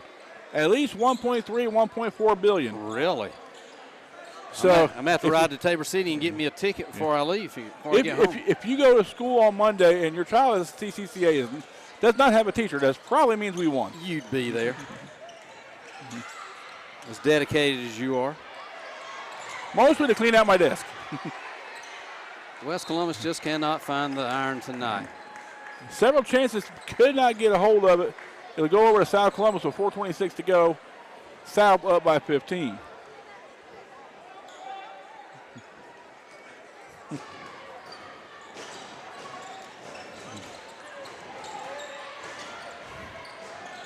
South Columbus bringing the ball up against token pressure from West Columbus.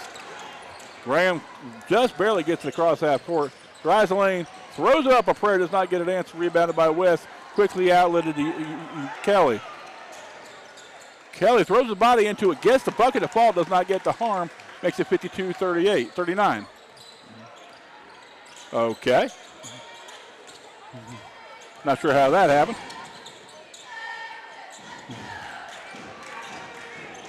But ours is not the reason why. Don't ask. Axelberg with a steal. Looks for an outlet. Durden with a long-range three up, no good. Rebounded by Graham. South to go back the other direction with 3:35 to go.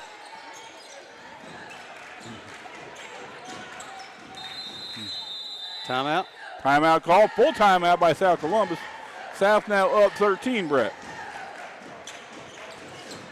So, Brett. Yes, sir. You are a man of many businesses and many talents. If you won the $1.3 billion, what would you do with it? I'd invest a lot of it and buy a lot of baseball cards. I think you could buy tops for that, probably. Yeah, I'd be a partner in it. There you go. I don't know. It just, you wish that you could win that, but I've read a lot of stories where it turns into a lot of heartaches. I mean, I would love to try it, but you know, you probably couldn't rest at any time because people be wanting money from you and stuff like that. So anyway, the business of money. Yeah. Now, I was working with my young kids in class today, and we came across this one because I was teaching them how to write essays, and we got to talking about if you had one superpower, what would it be and why? You're asking me that? Yes, sir. Probably invisibility. Why? Because I want to be stealth. I want to hear what people's talking about me behind my back. Talk to us a little bit, as long as we got the opportunity, Brett, with the exam schedule coming up for South Columbus this week. Okay. So we start our first semester exams on Tuesday. First period will be on Tuesday, second period on Wednesday, third period on Thursday, fourth period on Friday, and then any kind of makeups would be on the next Monday, and then a teacher work day. And then we kick it into the second semester. Is Friday a half day? I've heard that might be the case. Yes, I think it is. 1 o'clock. I don't think that's half, but 1 o'clock. Underneath, up and over, no good. Tap back, rebounded once again by South Columbus.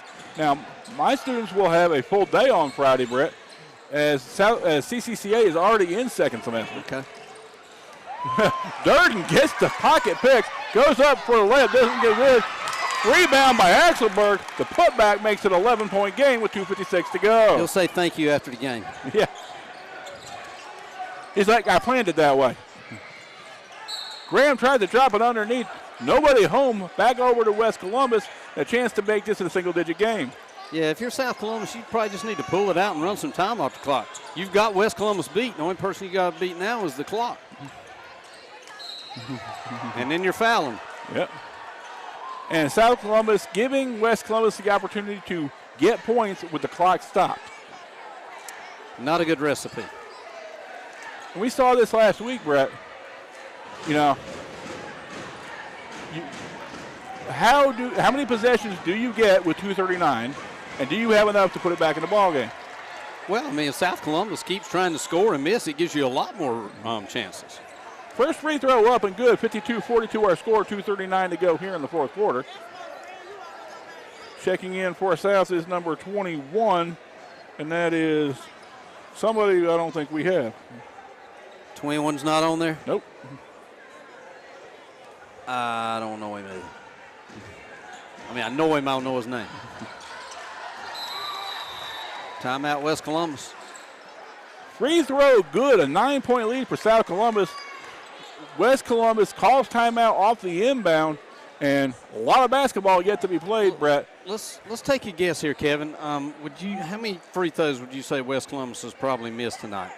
15. They probably, 18? if I had to guess, I'd say about 15 out of 30. Okay, that's what I was thinking too. And you look at the scoreboard, and definitely free throws have played a big role in this game because South Columbus is probably up over 50% or more with their free throw shooting. So, you know, even though it happened along during the game, it looks like free throws is going to be maybe one of the biggest differences in this game. The hidden points that are missed during a ball game, you know, turnovers, unforced errors, and those kind of things come back to haunt you in moments like these when every possession counts. And if you're South Columbus, you probably want, you know, your guards in there to handle the ball because, you know, West Columbus is probably going to try to get turnovers. We'll see what happens. West Columbus looks to put pressure up, 1-2-1-1. Running the baseline, inbounded by South. Looks to beat the pressure, drive the middle of the floor. Double team. Takes around the left side. Looks to drive the lane. Does not get it to fall. Tied up. Somehow Cluis gets the rebound back up to the top of the key. Again, South Columbus trying to score and doesn't need to. Durden closely guarded. Somehow Cluis gets the ball on the turnaround. Back up to top of the key. You know, West Columbus probably in a situation where they probably need to foul in this situation, Kev. I mean, if you want to try to claw back into this game. 2 minutes to go here in the game. 9-point lead by South Columbus. How much time can you let off the clock before you start the foul, Brett? I mean, I'd have fouled beforehand. Pocket picked, still South Columbus possession. Todd lucky to get that one back. Yeah, you got to pick out who you want to foul, and as soon as they get the ball, you want to foul them. Substitution for West Columbus. Ball inbound. Graham with the basketball. Crosses back over to the other side of the court. Over to Daquan Cox. Back down to Garrett Lewis. Lewis back to Cox, a two-man game. Cox at the top of the key. You got to foul. I mean. Intercepted by West Columbus. Up. Does not get the hoop. Does get the harm. He'll go to the line for two and try to make this a 7-point game. Got to take good care of the basketball, Kevin. Here's the question. Did West Columbus let too much time come off the clock? I mean, they got lucky and got the transition and the opportunity to score points, but did they let too much time come off the clock? Well, you've let a minute and 33 seconds go off the clock, I know, without fouling. First shot up and good makes it an 8-point game. But we talked about this last week, Brett. Game management is going to come back to bite you. Second up and good, and it's a 7-point game with 1:27 to go. 93 seconds. Intercepted by West Columbus. Back over to Axelberg. Drops it off.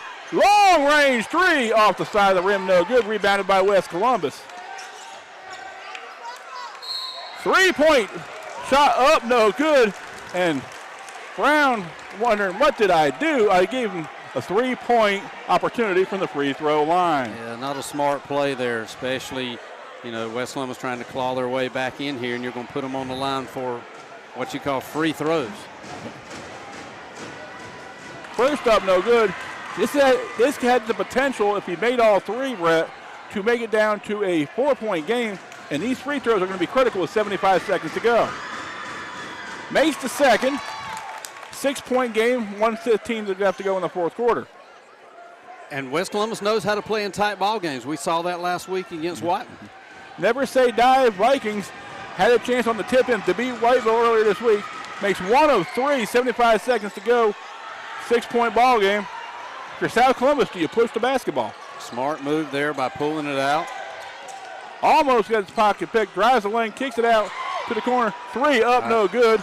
Tipped around, Lewis with the rebound. Big opportunity there. Foul called, and it'll be, looks like free throws coming for Mr. Cluis. I don't think you wanted Cox taking that three-pointer there. It's probably not what you drew up, but luckily got the rebound. Yeah, luckily, Cluis, Mr. Johnny on the spot, gets the rebound, gets an opportunity to make this a 3-possession game. Double bonus. 2 free throws for Cluis with 57.9 to go. Cluis' first is up and good, and it is now a 3-possession game at 7 points. Even though Cluis has been really quiet, he's had a really good basketball game in the middle, controlling that paint. Effectively playing underneath Garrett Cluis. Make sure I get his name right here. Chase Cluis, excuse me. Does not make the second. It's a 7-point game under a minute to go. Another foul. By Cluis. With time stopped. Again, this is the point we talked about, Brett. South Columbus fouling you, giving you opportunities. If you're West Columbus, you're going to regret the end of the night if you don't start hitting your free throws. 2 shots for Bellamy. Or is that you, Kelly? It's Kelly.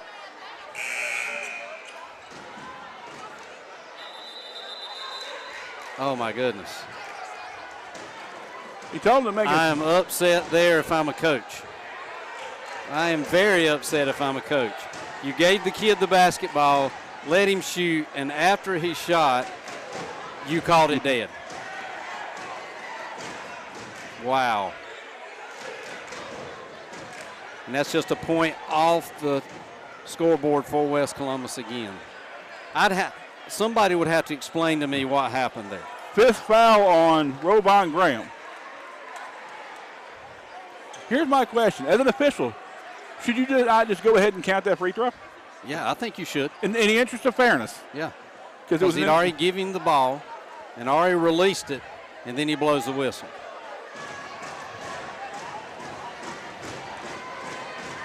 Then he misses.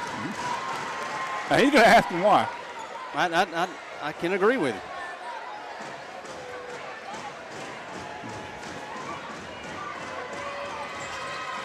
Yes, the second makes it a 2-possession game, 52.5 to go.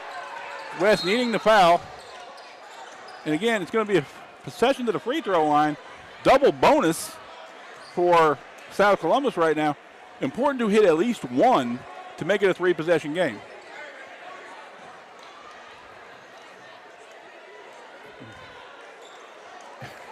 Final line, Williamson, I've got questions tonight, I'll be honest with you. Yeah.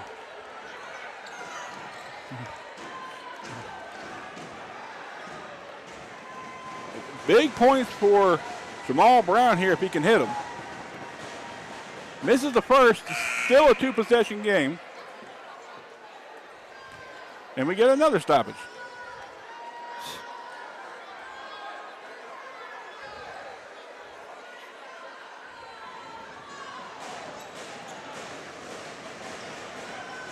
Is he telling him that's 4 fouls? 5. 5. Okay, all right. He had that thumb down tucked. I don't know. Some creative officiating here in the last couple of minutes. And I hate to bag on the officials. Okay. So they let him shoot, and they didn't let this kid shoot down here. I think because of the inadvertent whistle. I think if there had been no whistle, I think they'd have counted the point. I could be wrong. Okay. Maybe somebody knows. Here's the second, and it's a 3-possession ball game, 7-point lead. West can quickly get the ball at the floor and get points. Kelly drives the lane, tosses it up, no good. Rebounded by West, knocked to the floor, and fouling again, and the clock stops. Jalen Bellamy to shoot 2. Got to get it a 2-possession ball game, if anything. 5 fouls again, looks like. On who? It's got to be. Is that Gore with 5? I believe so. Yeah. It's going to be 5 on Gore.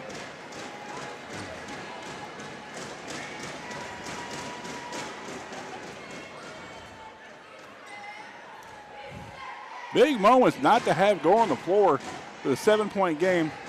West needing to get this at least to 2 possessions, Brett, because 3 possessions in 42 seconds is going to be difficult. Yeah.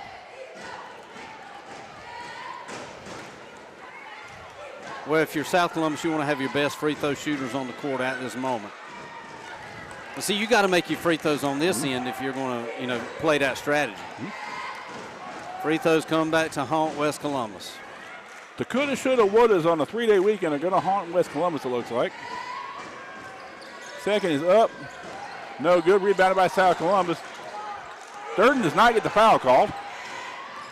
Lewis fakes it, throws it up, and gets the teardrop to fall. And that might be about all she wrote. South up by 9 with 30 seconds to go. Quickly up to Durden. Drives the lane. Throws it up. Doesn't get it to fall, but does get to go to the line. Is South just trying to make this interesting or what? I mean, just let them score and then play basketball. You know what it is? With a 3-day weekend, they got plenty of time, Brett. Yeah. To situational basketball. Game management, as we said for the last 2 weeks. Durden to shoot 2. Durden's first is up and good. Durden having a good night from the line, though. 56-48 our score, 24.2 to go. Second is up, front rim's no good, rebounded by South. No foul called, and West Columbus is still looking for it. Now we get the foul called against Durden.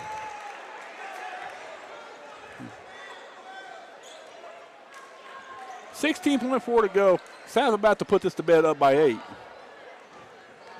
Cole Edge to shoot the 2 for South Columbus. Yeah, I don't think South Columbus can extend it anymore after this.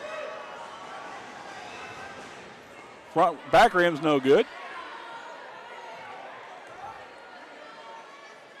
To be sure, South Columbus won't foul again here. This is high school. Anything's possible. Rims around no good. Foul by South. Oh, my goodness. Are you serious? And I think that's what Coach is expressing. How can you foul in that situation? I mean, I'm sorry. I'm sorry. I mean, you're up by 8 with 14 seconds left, and you're fouling the team that's losing. 80 feet from the basket, Kevin. And I'm sure that's going to merit a conversation between that young man and his coach. Because I think that coach aged about 3 years. Oh, man.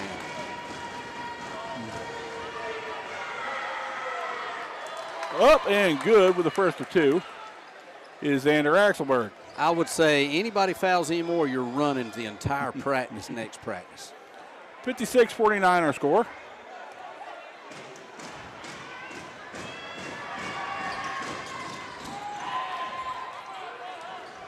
Axelberg with a rebound, kicks it out to Unique Kelly. 3 up, no good, rebounded by South. And they fouled again, Kevin. Axelberg with the putback doesn't get the ball, but he'll go to the line. And I think that's sort of comical. The South Columbus coaching staff, I think, has aged about 5 years in the last 15 seconds. Would you pull your man off the free throw line at this point? Gets it to fall. 56-50 our score, 8.6 to go. Ironically, Brett, last week our final score of the men's game was 58-50. And now we're just about to do it again. Does not get it to fall. Rebounded by West Columbus. Scrum on the floor, tied up, it looks like. At least it's not a foul, Kevin. Yep. West Columbus basketball.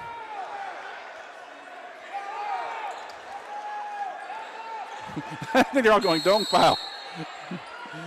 I think that's his point, is don't foul. Even let him inbound it because the clock will not stop off the made basket and the game will be over. Well, you can't take the timeouts home with you, Kevin, True. so you might as well use it. But I think his point is don't foul. Yeah, I agree. And I'm sure they've been told that several times. But this is the kind of film that you need to go back and show them and say, guys, we don't foul in this situation. I can imagine our broadcast is going to be played. I could have been home watching TV at the house right now if this game would have ended the way it should have ended. Oh. I have a feeling we'll be watching our broadcast on Monday, or Tuesday, actually. At least we're getting overtime, though. And, or a pay. And they're going to be pointing this out. 2-possession game. With 4.6, but here's the deal. If you let them score the 3, you don't have to inbound the basketball. That's true. It's true.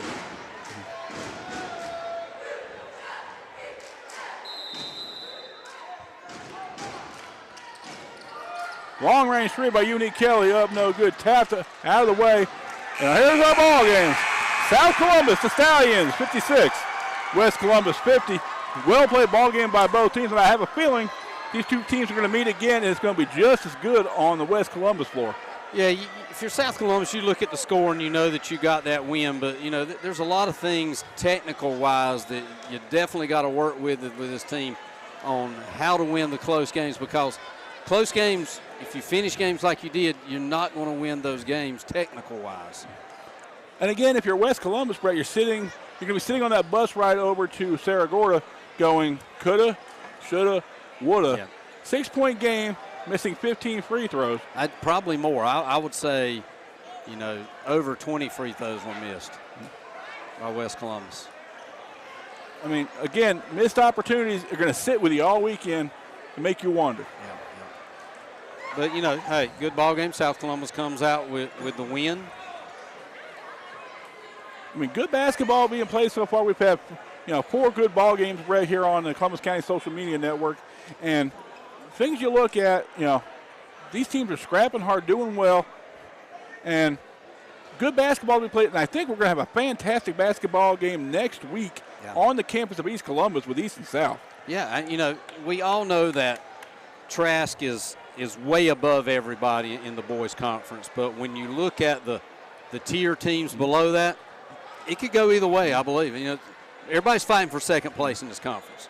And here's the thing, Brett. You may not win a conference championship, but there's a good chance for you to sneak in past the automatic bids. Those at-larges are there, and these, every single win is going to be important as we get closer to the end of the season. Oh, I agree with you, Kevin. And, hey, if you're South Columbus, you got the win. You can go to the house and celebrate it and get ready for whoever you got Tuesday night. I'm thinking it possibly may be White. Well, I'm not exactly sure. I'm just trying to think of the people that South Columbus have played. I know they're playing East Columbus on that next Friday night and will be there. And they play Pender and Trask. So it's got to be the Whiteville game, coming up pretty quick. Okay, Brett and I will see you again next Friday night from the campus of East Columbus. Brett, fantastic ball game so far. We're getting into the really meat of the season. Great basketball yet to be played. And we'll see you guys next week on the Columbus County Sports Media Network.